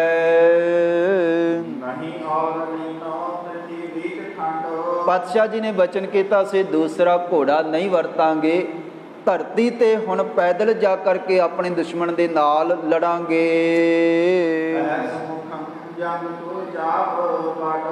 ਔਰ ਸਹਿ ਪਾਤਸ਼ਾਹ ਧੰਨ ਗੁਰੂ ਹਰਗੋਬਿੰਦ ਸਾਹਿਬ ਜੀ ਕਹਿਣ ਲੱਗੇ ਸਨਮੁਖ ਹੋ ਕਰਕੇ, ਇੱਕ ਦੂਜੇ ਦੇ ਕੋਲ ਹੋ ਕਰਕੇ, ਜਿਸ ਤਰ੍ਹਾਂ ਲੱਲਾ ਬੇਗ ਅੱਗੇ ਵੱਧ ਰਿਹਾ ਹੈ, ਲੰਮੇ ਸਮੇਂ ਤੋਂ ਸਾਨੂੰ ਦੇਖ ਰਿਹਾ ਹੈ, ਇਸੇ ਤਰ੍ਹਾਂ ਅਸੀਂ ਵੀ ਅੱਗੇ ਹੋ ਕਰਕੇ ਉਹਦੇ ਕੋਲ ਜਾ ਕਰਕੇ ਲੜਾਂਗੇ। ਕਹਿਣ ਲੱਗੇ ਇਸੇ ਤਰ੍ਹਾਂ ਅਸੀਂ ਵੀ ਜਾਵਾਂਗੇ, ਸਾਨੂੰ ਘੋੜੇ ਦੀ ਲੋੜ ਨਹੀਂ ਹੈ, ਸਾਹਮਣੇ ਜਾ ਕਰਕੇ ਦੁਸ਼ਮਣ ਦੇ ਨਾਲ ਮੁਕਾਬਲਾ ਕਰਾਂਗੇ। ਤੇ ਪਾਤਸ਼ਾਹ ਧੰਨ ਗੁਰੂ ਹਰਗੋਬਿੰਦ ਸਾਹਿਬ ਜੀ ਨੇ ਬਚਨ ਕੀਤਾ ਤਲਵਾਰ ਦੇ ਨਾਲ ਹੁਣ ਅਬ ਜੰਗ ਖਗੰ, ਕਹਿਣ ਲੱਗੇ ਹੁਣ ਤਲਵਾਰ ਦੇ ਨਾਲ ਜੰਗ ਹੋਏਗਾ। ਕਰੈ ਭੇਰ ਘੋਰਾ, ਅਸੀਂ ਵੱਡਾ ਕਮਸਾਨ ਦਾ ਘੋਰ ਜਿਹੜਾ ਯੁੱਧ ਹੈ ਤੁਹਾਨੂੰ ਵਿਖਾਵਾਂਗੇ। ਇਸ ਤਰ੍ਹਾਂ ਦੇ ਕੁਝ ਵਾਕ ਕਹਿੰਦੇ ਹੋਏ ਛੇਵੇਂ ਪਾਤਸ਼ਾਹ ਧੰਨ ਗੁਰੂ ਹਰਗੋਬਿੰਦ ਸਾਹਿਬ ਜੀ ਲੱਲਾ ਬੇਗ ਜਿਹੜਾ ਬੜੇ ਚਿਰਾਂ ਤੋਂ ਵਿਚਾਰ ਰਿਹਾ ਸੀਗਾ ਕਿਤੇ ਛੇਵੇਂ ਪਾਤਸ਼ਾਹ ਜੀ ਮੇਰੇ ਸਾਹਮਣੇ ਆ ਜਾਣ, ਗਰੀਬ ਨਿਵਾਜ ਚੱਲ ਕੇ ਆਪ ਲੱਲਾ ਬੇਗ ਦੀ ਇਹ ਭਾਵਨਾ ਪੂਰੀ ਕਰਨ ਵਾਸਤੇ ਪਾਤਸ਼ਾਹ ਜੀ ਕੋਲ ਚਲੇ ਗਏ ਹਨ। ਤੇ ਸਹਿ ਪਾਤਸ਼ਾਹ ਧੰਨ ਗੁਰੂ ਹਰਗੋਬਿੰਦ ਸਾਹਿਬ ਜੀ ਨੇ ਆਪਣੀ ਤਲਵਾਰ ਬੇਮਿਆਨੀ ਕਰ ਲਈ ਹੈ। ਕਰਾ ਚੌਰ ਐਂਚਿਓ ਕਰੀ ਬੰਕ ਭੂ ਹੈ। ਸਹਿ ਪਾਤਸ਼ਾਹ ਧੰਨ ਗੁਰੂ ਹਰਗੋਬਿੰਦ ਸਾਹਿਬ ਜੀ ਦਾ ਚਿਹਰਾ ਜਿਹੜਾ ਉਹ ਲਾਲ ਹੋ ਗਿਆ ਹੈ। ਉਧਰ ਲੱਲਾ ਬੇਗ ਛੇਵੇਂ ਪਾਤਸ਼ਾਹ ਧੰਨ ਗੁਰੂ ਹਰਗੋਬਿੰਦ ਸਾਹਿਬ ਜੀ ਨੂੰ ਅੱਗੇ ਵੱਧਦਾ ਦੇਖਦਾ ਹੈ। ਇਹਦਾ ਜਿਹੜਾ ਸੌਕ ਉਹ ਬੜਾ ਮਹਾਨ ਚੋਣਵਾ ਜਰਨੈਲ ਹੈ। ਇਹਨਾਂ ਨੇ ਵੀ ਦੇਖਿਆ ਛੇਵੇਂ ਪਾਤਸ਼ਾਹ ਜੀ ਸਾਹਮਣੇ ਆ ਗਏ ਹਨ, ਕੁਝ ਉਹਨਾਂ ਦੇ ਨਾਲ ਸਾਥੀ ਹਨ। ਇੱਕ ਬਲੀ ਜਿਹੜਾ ਪਠਾਨ ਹੈ ਲੱਲਾ ਬੇਗ ਤੋਂ ਅੱਗੇ ਹੋ ਕੇ ਛੇਵੇਂ ਪਾਤਸ਼ਾਹ ਜੀ ਦਾ ਮੁਕਾਬਲਾ ਕਰਨ ਲੱਗਾ ਹੈ। ਲੱਲਾ ਬੇਗ ਕੇ ਅਗਰ ਆਇਓ ਪਠਾਨਾ, ਲੱਲਾ ਬੇਗ ਦੇ ਸਾਹਮਣੇ ਜਦੋਂ ਇੱਕ ਮਹਾਨ ਪਠਾਨ ਇੱਕ ਯੋਧਾ ਆਇਆ ਹੈ ਤੇ ਗੁੱਸੇ ਦੇ ਵਿੱਚ ਆ ਕੇ ਲੱਲਾ ਬੇਗ ਨੇ ਆਪਣੇ ਸਾਥੀ ਨੂੰ ਕਿਹਾ ਹੈ, ਕਹਿਣ ਲੱਗਾ ਮੈਂ ਮਹਾਨ ਯੋਧਾ ਹਾਂ ਤੇ ਬੜੇ ਚਿਰਾਂ ਤੋਂ ਲੱਭ ਰਿਹਾ ਸੀਗਾ ਕਿ ਛੇਵੇਂ ਪਾਤਸ਼ਾਹ ਜੀ ਮੇਰੇ ਕੋਲ ਆਉਣ, ਹੁਣ ਆਏ ਹਨ, ਇਸ ਕਰਕੇ ਸਾਡੇ ਵਿੱਚ ਕੋਈ ਨਾ ਆਵੇ। ਗੁਰੂ ਔਰ ਮੋਰੇ ਨਾ ਵਿਚੰ ਪਰਿਜੈ, ਕਹਿਣ ਲੱਗੇ ਕਿਸੇ ਨੇ ਵਿੱਚ ਨਹੀਂ ਆਉਣਾ ਹੈ। ਕਹਿਣ ਲੱਗਾ ਇੱਥੋਂ ਪਾਸੇ ਹੋ ਜਾਵੋ, ਕਿਸੇ ਹੋਰ ਜਗ੍ਹਾ ਤੇ ਚਲੇ ਜਾਓ, ਮਾਰੋ ਜਾਂ ਮਾਰੋ ਪਰ ਇੱਥੇ ਨਹੀਂ ਆਉਣਾ ਹੈ। ਇਹਨਾਂ ਪਾਤਸ਼ਾਹ ਜੀ ਧੰਨ ਗੁਰੂ ਹਰਗੋਬਿੰਦ ਸਾਹਿਬ ਜੀ ਨਾਲ ਤਾਂ ਮੈਂ ਇਨ ਸੰਗ ਜੰਗੰ ਕਰੂੰ ਆਪ ਅੱਛਾ, ਇਹਨਾਂ ਦੇ ਨਾਲ ਆਪ ਮੈਂ ਆਪਣੇ ਹੱਥੀਂ ਜੰਗ ਦਾ ਨਜ਼ਾਰਾ ਵੇਖਣਾ ਚਾਹੁੰਦਾ ਹਾਂ, ਬਲ ਦੇਖਣਾ ਚਾਹੁੰਦਾ ਹਾਂ। ਕਿਉਂਕਿ ਜਿਹੜਾ ਲੱਲਾ ਬੇਗ ਹੈ ਕਾਬੁਲ ਦਾ ਬਹੁਤ ਵੱਡਾ ਜਰਨੈਲ ਮੰਨਿਆ ਹੋਇਆ ਸੀਗਾ, ਇਹਨੂੰ ਚੋਖਾ ਤਜਰਬਾ ਹੈ, ਬੜੇ ਇਹਨੇ ਜੰਗ ਜਿੱਤੇ ਹਨ ਤੇ ਆਪਣੀ ਦਲੇਰੀ ਤੇ ਬਹਾਦਰੀ ਤੇ ਬਹੁਤ ਵੱਡਾ ਮਾਣ ਸੀਗਾ। ਇਸ ਕਰਕੇ ਬਾਦਸ਼ਾਹ ਨੇ ਅੱਗੇ ਲਾ ਕਰਕੇ ਭੇਜਿਆ ਕਿ ਭਾਈ ਤਜਰਬਾ ਬੜਾ ਤਗੜਾ ਰੱਖਦਾ ਹੈ। ਹੁਣ ਲੱਲਾ ਬੇਗ ਕਹਿਣ ਲੱਗਾ ਕਿ ਮੈਂ ਤਗੜਾ ਸੂਰਮਾ ਹਾਂ, ਮੈਂ ਇਹੋ ਜਿਹੇ ਕਈ ਸੂਰਮੇ ਹੋਰ ਮਿੱਟੀ ਦੇ ਵਿੱਚ ਮਿਲਾਏ ਹਨ, ਤੁਹਾਨੂੰ ਮੇਰੇ ਅੱਗੇ ਆਉਣ ਦੀ ਲੋੜ ਨਹੀਂ ਹੈ, ਮੈਂ ਵੱਡਾ ਚੰਗਾ ਯੁੱਧ ਤੁਹਾਨੂੰ ਕਰਕੇ ਦਿਖਾਵਾਂਗਾ। ਤੇ ਕਹਿਣ ਲੱਗਾ ਜਾਂ ਮਰਾਂਗਾ, ਮਰੂੰ ਕੈ ਸੰਘਾਰੋ, ਜਾਂ ਤਾਂ ਮਰਾਂਗਾ ਤੇ ਜਾਂ ਫਿਰ ਤੁਸੀਂ ਦੇਖਣਾ ਮੈਂ ਛੇਵੇਂ ਪਾਤਸ਼ਾਹ ਜੀ ਨੂੰ ਧਰਤੀ ਦੇ ਵਿੱਚ ਮਿਲਾ ਦੇਵਾਂਗਾ, ਡੇਗ ਦੇਵਾਂਗਾ, ਜਾਂ ਮਰਾਂਗਾ ਜਾਂ ਮਾਰ ਦੇਵਾਂਗਾ, ਨਹੀਂ ਆਨ ਬਾਂਛਾ, ਇਸ ਤੋਂ ਬਿਨਾਂ ਹੋਰ ਮੇਰੀ ਮਨ ਦੇ ਵਿੱਚ ਕੋਈ ਇੱਛਾ ਨਹੀਂ ਹੈ। ਔਰ ਜਦੋਂ ਮੇਰਾ ਤੀਰ, ਮੇਰਾ ਵਾਰ ਟਿਕਾਣੇ ਤੇ ਲੱਗੇਗਾ ਤੇ ਸਤਿਗੁਰਾਂ ਦਾ ਨਾਸ਼ ਕਰਕੇ ਆਪਾਂ ਘੋੜੇ ਇੱਥੋਂ ਲੈ ਕਰਕੇ ਤੇ ਬਾਦਸ਼ਾਹ ਦੇ ਸਾਹਮਣੇ ਪੇਸ਼ ਹੋਵਾਂਗੇ। ਤੇ ਜਾਂ ਫਿਰ ਜਿਹੜੇ ਪ੍ਰਾਣ ਮੇਰੇ ਇੱਥੇ ਨਾਸ਼ ਹੋ ਜਾਣਗੇ, ਮੇਰਾ ਅੰਤ ਹੋ ਜਾਏਗਾ, ਮਿੱਟੀ ਦੇ ਵਿੱਚ ਮਿਲ ਜਾਵਾਂਗਾ, ਤੇ ਜਾਂ ਫਿਰ ਮੈਂ ਅੱਜ ਸਤਿਗੁਰਾਂ ਨੂੰ ਮਿਲਾ ਦੇਵਾਂਗਾ। ਔਰ ਆਪਣੇ ਸਾਥੀਆਂ ਨੂੰ ਲਲਕਾਰ ਕੇ ਲੱਲਾ ਬੇਗ ਨੇ ਵੀ ਕਹਿ ਦਿੱਤਾ ਹੈ, ਕਹਿਣ ਲੱਗਾ ਦੂਰ ਹੋ ਜਾਓ ਤੇ ਥੋੜਾ ਜਿਹਾ ਪਿੱਛੇ ਹੋ ਕਰਕੇ ਖਰੋ ਦੂਰ ਹਵੈ ਕੈ ਤਮਾਸ਼ੋ ਪਖੀਜੈ। ਕਹਿਣ ਲੱਗਾ ਹੁਣ ਤਮਾਸ਼ਾ ਦੇਖੋ, ਸਾਡਾ ਅਖਾੜਾ ਦੇਖੋ, ਜੰਗ ਦੇ ਮੈਦਾਨ ਦੇ ਵਿੱਚ ਜਿਹੜੇ ਸਾਡੇ ਵਾਰ ਹਨ, ਯੁੱਧ ਦਾ ਨਜ਼ਾਰਾ ਸਾਰੇ ਤੱਕੋ ਜੀ। ਕਹਿਣ ਲੱਗਾ ਤੁਸੀਂ ਪਰੇ ਹੋ ਕਰਕੇ ਦੂਜੇ ਯੋਧਿਆਂ ਦੇ ਨਾਲ ਯੁੱਧ ਕਰੋ, ਪਰ ਛੇਵੇਂ ਪਾਤਸ਼ਾਹ ਜੀ ਦੇ ਨਾਲ ਨਹੀਂ ਕਰਨਾ ਹੈ।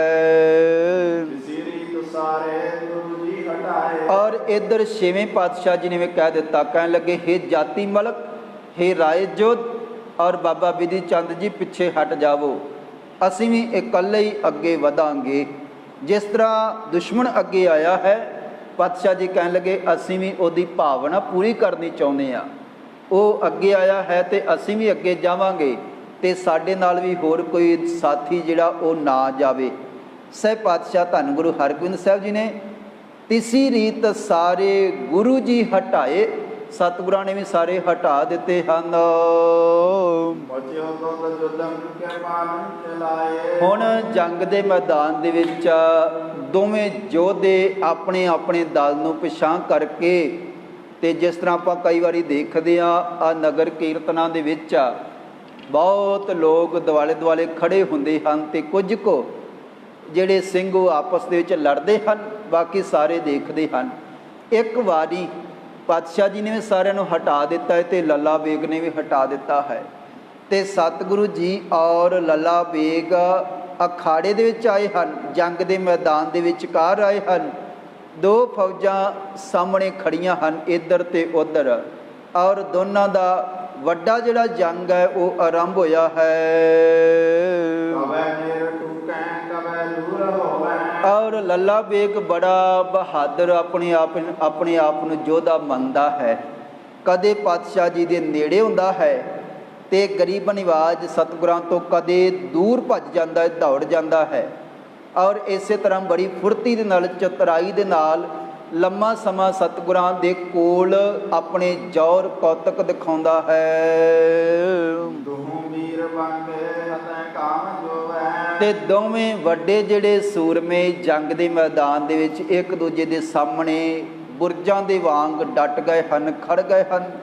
ਕਹਿਣ ਲੱਗੇ ਇੱਕ ਦੂਜੇ ਦੀ ਹੱਤਿਆ, ਇੱਕ ਦੂਜੇ ਨੂੰ ਕਤਲ ਕਰਨਾ ਜੰਗ ਦੇ ਮੈਦਾਨ ਦੇ ਵਿੱਚ ਛੇਤੀ ਨਾਲ ਚਾਹੁੰਦੇ ਹਨ। ਔਰ ਦੋਵੇਂ ਚਾਹੁੰਦੇ ਹਨ ਕਿ ਸਾਡੇ ਜਿਹੜੇ ਦਲ ਦੀ ਕੀਰਤੀ ਜਗਤ ਦੇ ਵਿੱਚ ਹੋਵੇ। ਛੇਵੇਂ ਪਾਤਸ਼ਾਹ ਜੀ ਚਾਹੁੰਦੇ ਹਨ ਕਿ ਗੁਰੂ ਨਾਨਕ ਸਾਹਿਬ ਜੀ ਦੀ ਵਡਿਆਈ, ਇਹ ਜੰਗ ਜਿੱਤਾਂਗੇ ਤੇ ਸਾਰੇ ਪਾਸੇ ਹੋਵੇਗੀ।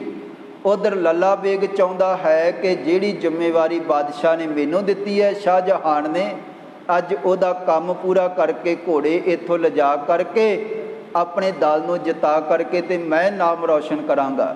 ਹੁਣ ਦੋਨੋਂ ਯੋਧੇ ਆਪਣੇ ਆਪਣੇ ਦਲ ਨੂੰ ਜਿਤਾਉਣਾ ਚਾਹੁੰਦੇ ਹਨ। ਤੇ ਦੋਵਾਂ ਸੈਨਾ ਦੇ ਜਿਹੜੇ ਸੂਰਮੇ ਹਨ, ਇਹਨਾਂ ਦੀ ਦਲੇਰੀ ਤੇ ਕੋਈ ਵੀ ਸ਼ੰਕਾ ਨਹੀਂ ਹੈ। ਲੱਲਾ ਬੇਗ ਵੀ ਮੰਨਿਆ ਹੋਇਆ ਮਹਾਨ ਯੋਧਾ ਹੈ ਤੇ ਗਰੀਬ ਨਿਵਾਜ ਸਤਿਗੁਰੂ ਜੀ ਵੀ ਦਲਾਂ ਨੂੰ ਖਤਮ ਕਰਨ ਵਾਲੇ ਭਾਰੀ ਯੋਧੇ ਹਨ। ਪਾਤਸ਼ਾਹ ਜੀ ਡਟੇ ਹੋਏ ਹਨ। ਵਿਜੈ ਬਾਜਲ ਰਸੰ ਵੀਰ ਭੀਨੇ। ਔਰ ਦੋਵੇਂ ਚਾਹੁੰਦੇ ਹਨ ਵਿਜੈ ਬਾਂਸ਼ ਦੋਨਾਂ ਨੂੰ ਵਿਜੇ ਦੀ ਇੱਛਾ ਹੈ, ਜਿੱਤ ਦੀ ਇੱਛਾ ਹੈ। ਰਸੰ ਵੀਰ ਭੀਨੇ ਔਰ ਬੜੇ ਗਹਿਰੇ ਵੀਰ ਰਸ ਦੇ ਵਿੱਚ ਦੋਨੋਂ ਭਿੱਜੇ ਹੋਏ ਹਨ। ਸ਼ਸਤਰ ਵਿਦਿਆ ਕਮਾਈ ਪ੍ਰਵੀਨੇ। ਔਰ ਕਵੀ ਜੀ ਲਿਖਦੇ ਹਨ ਕਿ ਭਾਈ ਸਾਹਿਬ ਪਾਤਸ਼ਾਹ ਧੰਨ ਗੁਰੂ ਹਰਗੋਬਿੰਦ ਸਾਹਿਬ ਜੀ ਵੀ ਸ਼ਾਸਤਰ ਕਲਾ ਦੇ ਵਿੱਚ ਬਹੁਤ ਮਹਾਨ ਹਨ। ਤੇ ਦੂਜੇ ਪਾਸੇ ਜਿਹੜਾ ਲੱਲਾ ਬੇਗ ਹੈ ਉਹਨੇ ਵੀ ਕਈ ਸ਼ਾਸਤਰਾਂ ਦੀ ਘਾਲ ਕਮਾਈ ਬੜੀ ਤਗੜੀ ਕੀਤੀ ਹੈ। ਬਹੁਤ ਵੱਡਾ ਯੁੱਧ ਦਾ ਅਭਿਆਸ ਔਰ ਕਈ ਤਰ੍ਹਾਂ ਦੇ ਜਿਹੜੇ ਵਾਰ ਕਰਨ ਦੇ ਵਿੱਚ ਮੁਹਾਰਤ ਹੈ ਲੱਲਾ ਬੇਗ ਨੂੰ। ਇਹ ਵੀ ਬਹੁਤ ਵੱਡਾ ਯੋਧਾ ਹੈ। ਦੋਨਾਂ ਨੇ ਵੱਡੀ ਜਿਹੜੀ ਯੁੱਧ ਵਿਦਿਆ ਉਹਦੀ ਕਮਾਈ ਕੀਤੀ ਹੈ।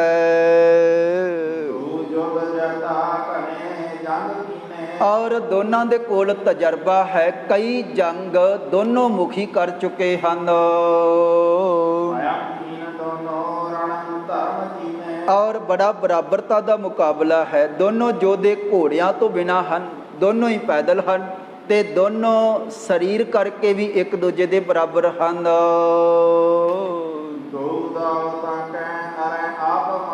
ਔਰ ਦੋਨੋਂ ਹੀ ਚੰਗੇ ਦਾ ਪੇਚ ਜਾਣਦੇ ਹਨ। ਵਾਰ ਨੂੰ ਰੋਕਣ ਦੀ ਵੀ ਚੰਗੀ ਮੁਹਾਰਤ ਹੈ ਤੇ ਵਾਰ ਕਾਲੀ ਦੇ ਨਾਲ ਅੱਖ ਦੇ ਫਰਕੇ ਦੇ ਨਾਲ ਕਰਨ ਦੇ ਵਿੱਚ ਵੀ ਮਾਹਰ ਹਨ। ਬੜੇ ਤਰ੍ਹਾਂ ਦੇ ਨਾਲ ਇਹਨਾਂ ਦੀ ਬਰਾਬਰਤਾ ਹੈ। ਔਰ ਦੋਨੋਂ ਹੀ ਇੰਝ ਲੱਗਦਾ ਹੈ ਜੰਗਲ ਦੇ ਬੱਬਰ ਸ਼ੇਰ ਹੋਣਾ। ਤੇ ਕਹਿਣ ਲੱਗੇ ਮਨੋ ਸ਼ੇਰ ਦੋਨੋਂ ਮਿਟੇ ਪਾਏ ਨਹੀਂ, ਇੱਕ ਵੀ ਪੈਰ ਪਿਛਾਂਹ ਨਹੀਂ ਕਰਨਾ ਚਾਹੁੰਦੇ ਹਨ। ਔਰ ਜਿਸ ਤਰ੍ਹਾਂ ਹਾਥੀਆਂ ਦਾ ਰਾਜਾ ਕਿਹਾ ਜਾਂਦਾ ਹੈ ਐਰਾਵਤ ਨੂੰ, ਉਸੇ ਤਰ੍ਹਾਂ ਆਪਣੇ ਆਪਣੇ ਦਲਾਂ ਦੇ ਇਹ ਭਾਰੀ ਰਾਜੇ ਹਨ। ਬੜੇ ਦੰਦ ਧਾਰੀ ਮਨਾ ਸ਼ੋਭ ਭਾਰੇ। ਔਰ ਦੋਨਾਂ ਦੀ ਬਹੁਤ ਵੱਡੀ ਸੋਭਾ ਹੈ, ਸਰੀਰ ਕਰਕੇ ਦੋਨੋਂ ਬਲੀ ਹਨ। ਜਿੱਥੇ ਸਾਹਿਬ ਪਾਤਸ਼ਾਹ ਧੰਨ ਗੁਰੂ ਹਰਗੋਬਿੰਦ ਸਾਹਿਬ ਜੀ ਸਰੀਰ ਕਰਕੇ ਬਹੁਤ ਬਲੀ ਹਨ, ਗਰੀਬ ਨਿਵਾਜ ਸਤਿਗੁਰੂ ਜੀ, ਉਸੇ ਤਰ੍ਹਾਂ ਇਹ ਜਿਹੜਾ ਪਠਾਨ ਹੈ ਕਾਬਲ ਬੇਗ ਲੱਲਾ ਬੇਗ, ਇਹ ਵੀ ਸਰੀਰ ਕਰਕੇ ਬੜਾ ਜਵਾਨ ਤੇ ਭਰਵਾਂ ਸਰੀਰ ਹੈ ਤੇ ਤਗੜੀ ਇਹਦੀ ਖੁਰਾਕ ਹੈ। ਕਹਿਣ ਲੱਗੇ ਦੋਨਾਂ ਦੇ ਸਰੀਰਾਂ ਤੇ ਕੋਈ ਸ਼ੰਕਾ ਨਹੀਂ ਹੈ। ਤੇ ਲੰਮਾ ਸਮਾਂ ਜਦੋਂ ਜਦੋਂ ਵਾਰ ਹੋਣ ਲੱਗਦਾ ਹੈ ਤੇ ਢਾਲ ਅੱਗੇ ਕਰਕੇ ਬਚਾ ਲੈਂਦੇ ਹਨ। ਉੱਚੀ ਆਵਾਜ਼ ਜੰਗ ਦੇ ਮੈਦਾਨ ਦੇ ਵਿੱਚ ਲੰਮਾ ਸਮਾਂ ਆਈ ਹੈ। ਤੇ ਦੋਵੇਂ ਖੜਗ ਧਾਰੀ, ਦੋਨਾਂ ਦੇ ਕੋਲ ਮਹਾਨ ਕਿਰਪਾਨਾਂ ਹਨ। ਤੇ ਕਹਿਣ ਲੱਗੇ ਕਿ ਦੋਨਾਂ ਦੇ ਅੰਦਰ ਬਹੁਤ ਤਗੜੀ ਦਲੇਰੀ ਵੀ ਹੈ। ਹੁਣ ਲੱਲਾ ਬੇਗ ਜੰਗ ਦੇ ਮੈਦਾਨ ਦੇ ਵਿੱਚ ਲੰਮਾ ਸਮਾਂ ਲੜਿਆ ਤੇ ਹੁਣ ਥੋੜਾ ਜਿਹਾ ਕਾਹਲਾ ਪੈ ਗਿਆ ਹੈ ਕਿ ਮੈਂ ਛੇਤੀ ਦੇ ਨਾਲ ਵਾਰ ਕਰ ਲਵਾਂ, ਜੇ ਕਿਤੇ ਸਤਿਗੁਰਾਂ ਦਾ ਦਾ ਲੱਗ ਗਿਆ ਤੇ ਮੇਰੇ ਤਾਂ ਟੋਟੇ ਹੋ ਜਾਣਗੇ। ਇਸ ਕਰਕੇ ਲੱਲਾ ਬੇਗ ਧਾਇਓ ਕਰਾ ਚੌਰ ਮਾਰਾ, ਜ਼ੋਰ ਦੇ ਨਾਲ ਧਾ ਕਰਕੇ ਲੱਲਾ ਬੇਗ ਨੇ ਤਲਵਾਰ ਦਾ ਵਾਰ ਕੀਤਾ ਹੈ। ਔਰ ਉੱਤੋਂ ਦੀ ਲਿਆ ਕੇ ਜਿਹੜਾ ਵਾਰ ਕੀਤਾ ਸੀ, ਛੇਵੇਂ ਪਾਤਸ਼ਾਹ ਧੰਨ ਗੁਰੂ ਹਰਗੋਬਿੰਦ ਸਾਹਿਬ ਜੀ ਨੇ ਜਿਹੜੀ ਵੱਡੀ ਢਾਲ ਹੈ ਉਹ ਅੱਗੇ ਕਰਕੇ ਆਪਣੇ ਬਲ ਦੇ ਸਹਿਤ ਵਾਰ ਨੂੰ ਸੰਭਾਲ ਲਿਆ ਹੈ। ਤੇ ਛੇਵੇਂ ਪਾਤਸ਼ਾਹ ਜੀ ਨੇ ਇੱਕ ਬਚਨ ਕੀਤਾ, ਕਹਿਣ ਲੱਗੇ ਹੇ ਲੱਲਾ ਬੇਗ ਇੱਕ ਵਾਰ ਨਹੀਂ ਤੂੰ ਹੋਰ ਵਾਰ ਕਰ। ਸਾਹਿਬ ਪਾਤਸ਼ਾਹ ਧੰਨ ਗੁਰੂ ਹਰਗੋਬਿੰਦ ਸਾਹਿਬ ਜੀ ਕਹਿਣ ਲੱਗੇ ਕਹਿਓ ਵਾਰ ਔਰੰਗ ਕਰੋ ਘਾਤ ਪੈ ਕੇ। ਕਹਿਣ ਲੱਗੇ ਹੇ ਲੱਲਾ ਬੇਗ ਤੇਰੇ ਮਨ ਦੇ ਵਿੱਚ ਕੋਈ ਸ਼ੰਕਾ ਨਾ ਰਹਿ ਜਾਵੇ, ਇਸ ਕਰਕੇ ਤੈਨੂੰ ਅਸੀਂ ਮੌਕਾ ਦਿੰਦੇ ਹਾਂ। ਹੇ ਲੱਲਾ ਬੇਗ ਹੋਰ ਵਾਰ ਕਰ ਲੈ, ਜੇ ਤੇਰੇ ਮਨ ਦੇ ਵਿੱਚ ਕੋਈ ਇਹ ਇੱਛਾ ਹੈ ਕਿ ਸ਼ਾਇਦ ਇਹ ਵਾਰ ਕਰਦਾ ਤੇ ਮੇਰਾ ਵਾਰ ਲੱਗ ਜਾਣਾ ਸੀਗਾ। ਪਾਤਸ਼ਾਹ ਜੀ ਨੇ ਮੌਕਾ ਦਿੱਤਾ ਹੈ। ਕਹਿਣ ਲੱਗੇ ਹੇ ਲੱਲਾ ਬੇਗ ਅਸੀਂ ਵਾਰ ਨਹੀਂ ਕਰਦੇ, ਤੇਰੇ ਅੰਦਰ ਇੱਛਾ ਹੈ ਤੇ ਇੱਕ ਵਾਰ ਹੋਰ ਕਰ ਲੈ। ਤੇ ਬਾਅਦ ਵਿੱਚ ਤਾਂ ਜੰਗ ਦੇ ਮੈਦਾਨ ਦੇ ਵਿੱਚ ਟੋਟੇ ਟੋਟੇ ਹੋ ਕੇ ਮ੍ਰਿਤੂ ਨੂੰ ਪ੍ਰਾਪਤ ਕਰ ਜਾਏਗਾ, ਮਾਰਿਆ ਜਾਏਗਾ, ਫਿਰ ਤਾਂ ਮਨ ਦੇ ਵਿੱਚ ਕੁਝ ਰਹਿ ਨਹੀਂ ਜਾਏਗਾ। ਹੁਣ ਵੇਲਾ ਹੈ, ਤੈਨੂੰ ਅਸੀਂ ਹੋਰ ਸਮਾਂ ਦਿੰਦੇ ਹਾਂ। ਦਲੇਰੀ ਗੁਰੂ ਕੀ ਮਹਾਨੀ ਪਛਾਨੀ। ਔਰ ਲੱਲਾ ਬੇਗ ਸਤਿਗੁਰਾਂ ਦੇ ਇਹ ਬਚਨ ਸੁਣ ਕੇ ਹੈਰਾਨ ਹੋਇਆ ਹੈ। ਦਲੇਰੀ ਗੁਰੂ ਕੀ ਮਹਾਨੀ ਪਛਾਨੀ, ਬੜੀ ਮਹਾਨ ਸਤਿਗੁਰਾਂ ਦੀ ਦਲੇਰੀ, ਵੀਰਤਾ, ਬਹਾਦਰੀ ਤੱਕ ਹੀ ਹੈ ਕਿ ਸਤਿਗੁਰੂ ਜੀ ਮੈਨੂੰ ਮੌਕਾ ਦੇ ਰਹੇ ਹਨ, ਮੈਨੂੰ ਕਹਿ ਰਹੇ ਹਨ ਕਿ ਲੱਲਾ ਬੇਗ ਹੋਰ ਵਾਰ ਕਰ। ਹੈਰਾਨ ਰਹਿ ਗਿਆ ਪਾਤਸ਼ਾਹ ਜੀ ਦੇ ਐਸੇ ਬਚਨ ਸੁਣ ਕੇ। ਵਾਰ ਤੇ ਵਾਰ ਕੋ ਖਗ ਪਾਨੀ। ਔਰ ਜਿਹੜੀ ਇਹਦੀ ਤਿੱਖੀ ਤੇਜ ਤਲਵਾਰ ਹੈ, ਬੜੀ ਭਿਆਨਕ, ਉਹਦੇ ਨਾਲ ਫਿਰ ਇਹਨੇ ਕਈ ਵਾਰ ਸਹਿ ਪਾਤਸ਼ਾਹ ਧੰਨ ਗੁਰੂ ਹਰਗੋਬਿੰਦ ਸਾਹਿਬ ਜੀ ਦੇ ਉੱਪਰ ਵਾਰ-ਵਾਰ ਵਾਰ ਕੀਤੇ ਹਨ। ਕਰੇ ਵਾਰ ਤੇ ਵਾਰ ਕੋ ਖਗ ਪਾਨੀ, ਖੜਗ ਇਹਨੇ ਧਾਰਨ ਕੀਤੀ ਹੈ ਅੱਗੇ ਕਰਕੇ ਪਾਤਸ਼ਾਹ ਜੀ ਤੇ ਕਈ ਵਾਰ ਕੀਤੇ ਹਨ।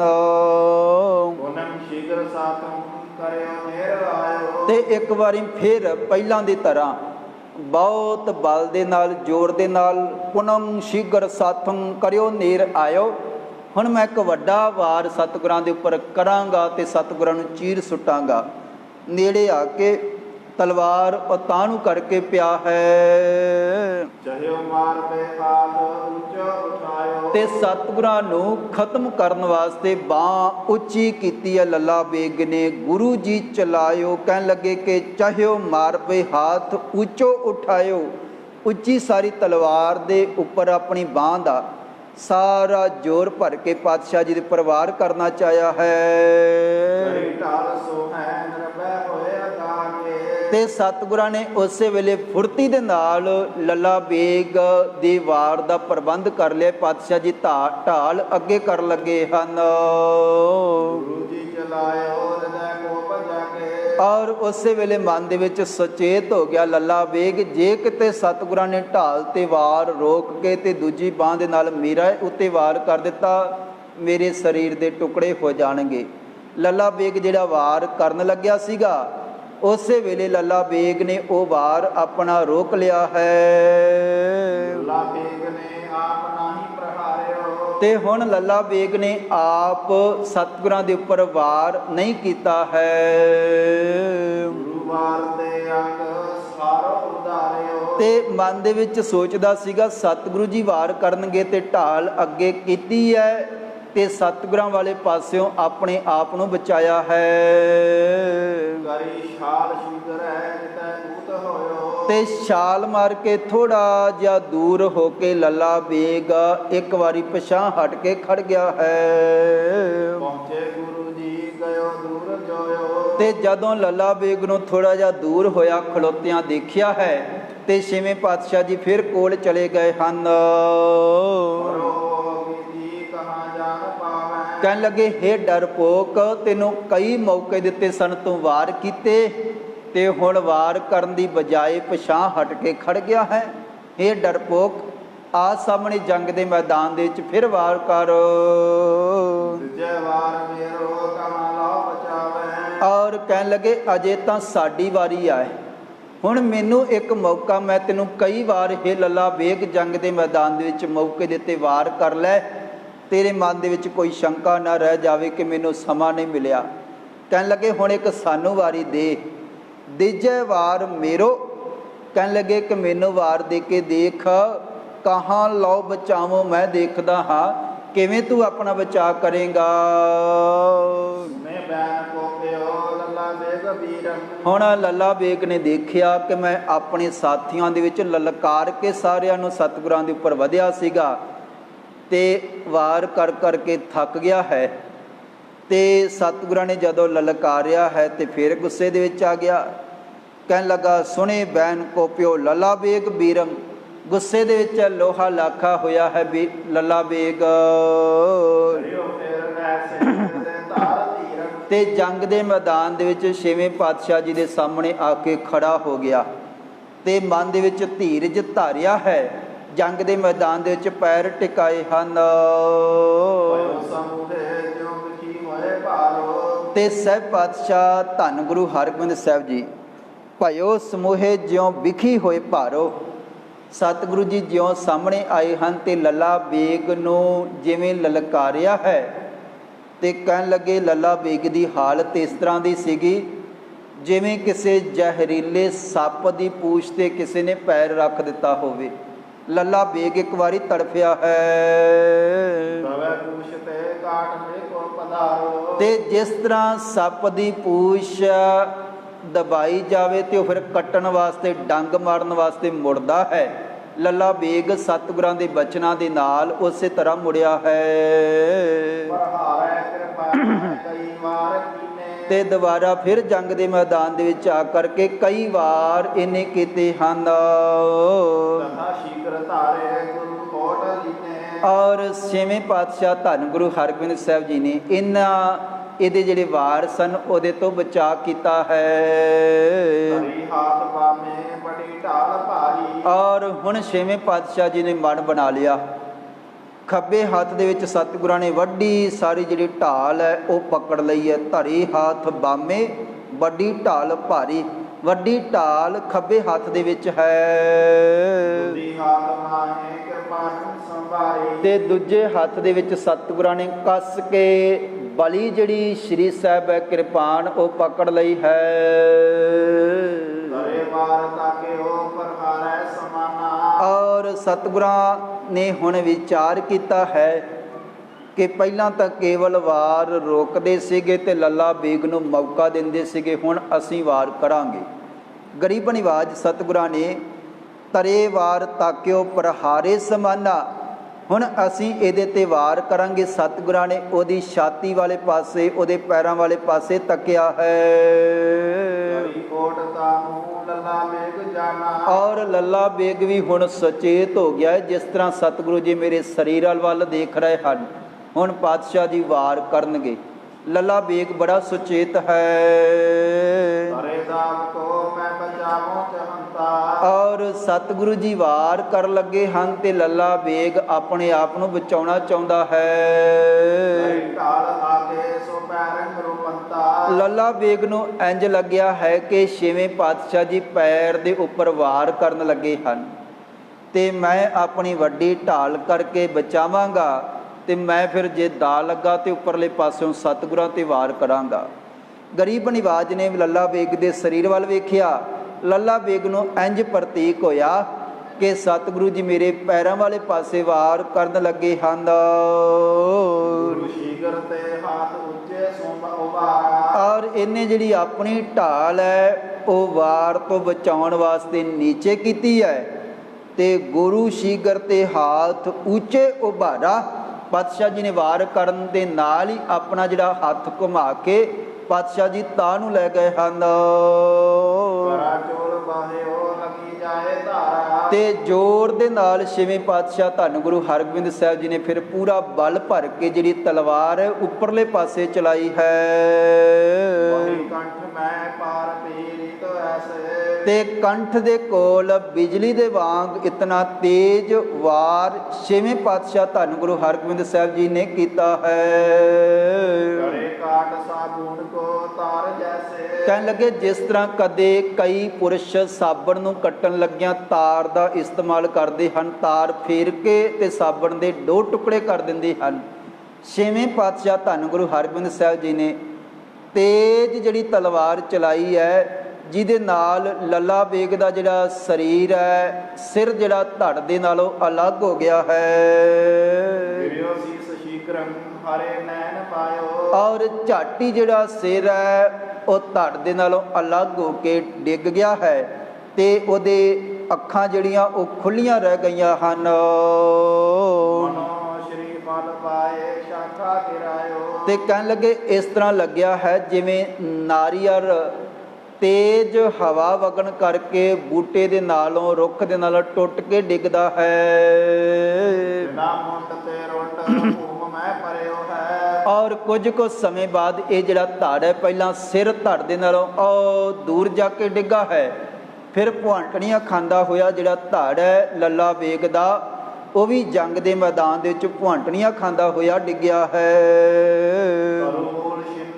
ਮਨੋ ਸੋ ਕੇ ਗਿਰਿਓ ਹੈ। ਔਰ ਇਹਦਾ ਜਿਹੜਾ ਵੱਡਾ ਸਰੀਰ ਹੈ ਧਰਤੀ ਤੇ ਇੰਜ ਡਿੱਗਿਆ ਜਿਵੇਂ ਤੇਜ਼ ਹਵਾ ਆਉਣ ਦੇ ਕਰਕੇ।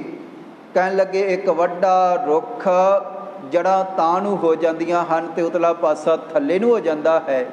ਤੇਜ਼ ਹਨੇਰੀ ਜਿਸ ਤਰ੍ਹਾਂ ਰੁੱਖ ਪੁੱਟ ਕੇ ਸੁੱਟ ਦਿੰਦੀ ਹੈ, ਛੇਵੇਂ ਪਾਤਸ਼ਾਹ ਜੀ ਦੀ ਤਲਵਾਰ ਹਨੇਰੀ ਦੀ ਤਰ੍ਹਾਂ ਵਗੀ ਹੈ ਤੇ ਇਹ ਲੱਲਾ ਬੇਗ ਰੁੱਖ ਦੀ ਤਰ੍ਹਾਂ ਪੁੱਟਿਆ ਗਿਆ ਹੈ।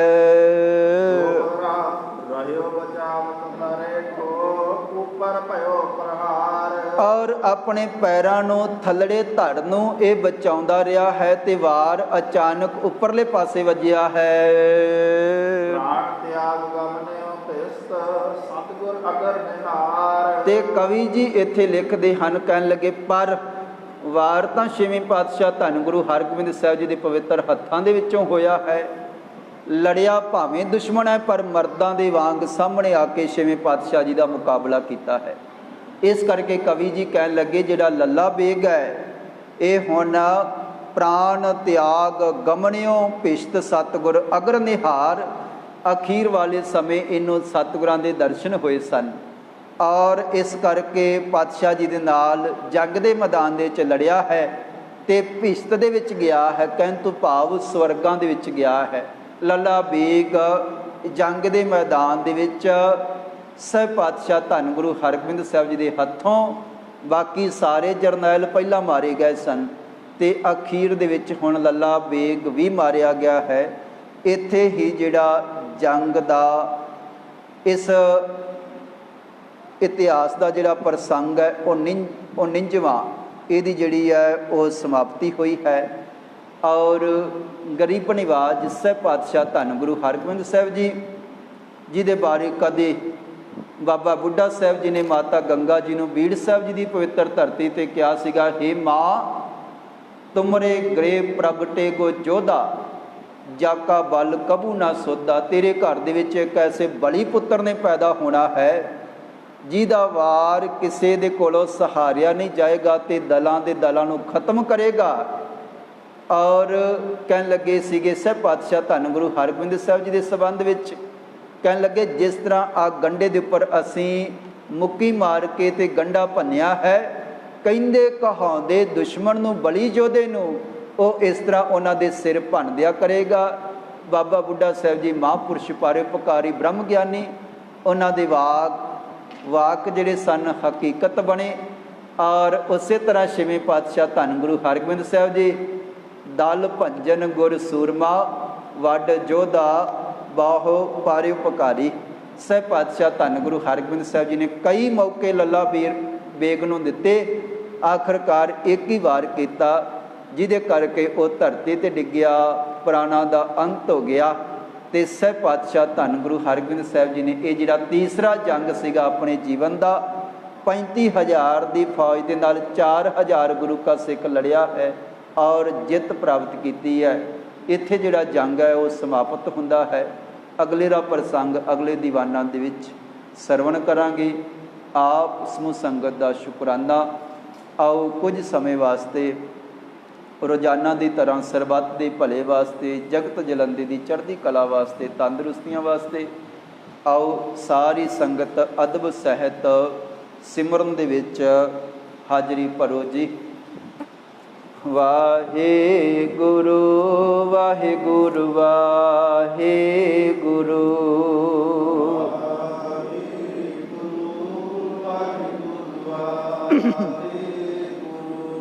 ਵਾਹਿਗੁਰੂ ਵਾਹਿਗੁਰੂ ਵਾਹਿਗੁਰੂ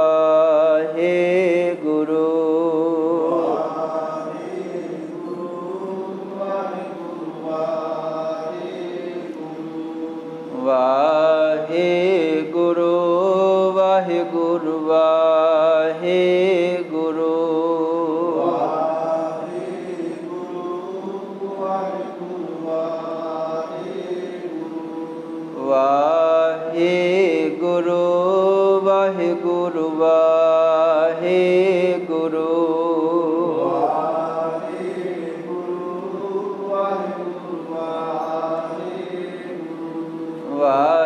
ਵਾਹਿਗੁਰੂ ਵਾਹਿਗੁਰੂ ਵਾਹਿਗੁਰੂ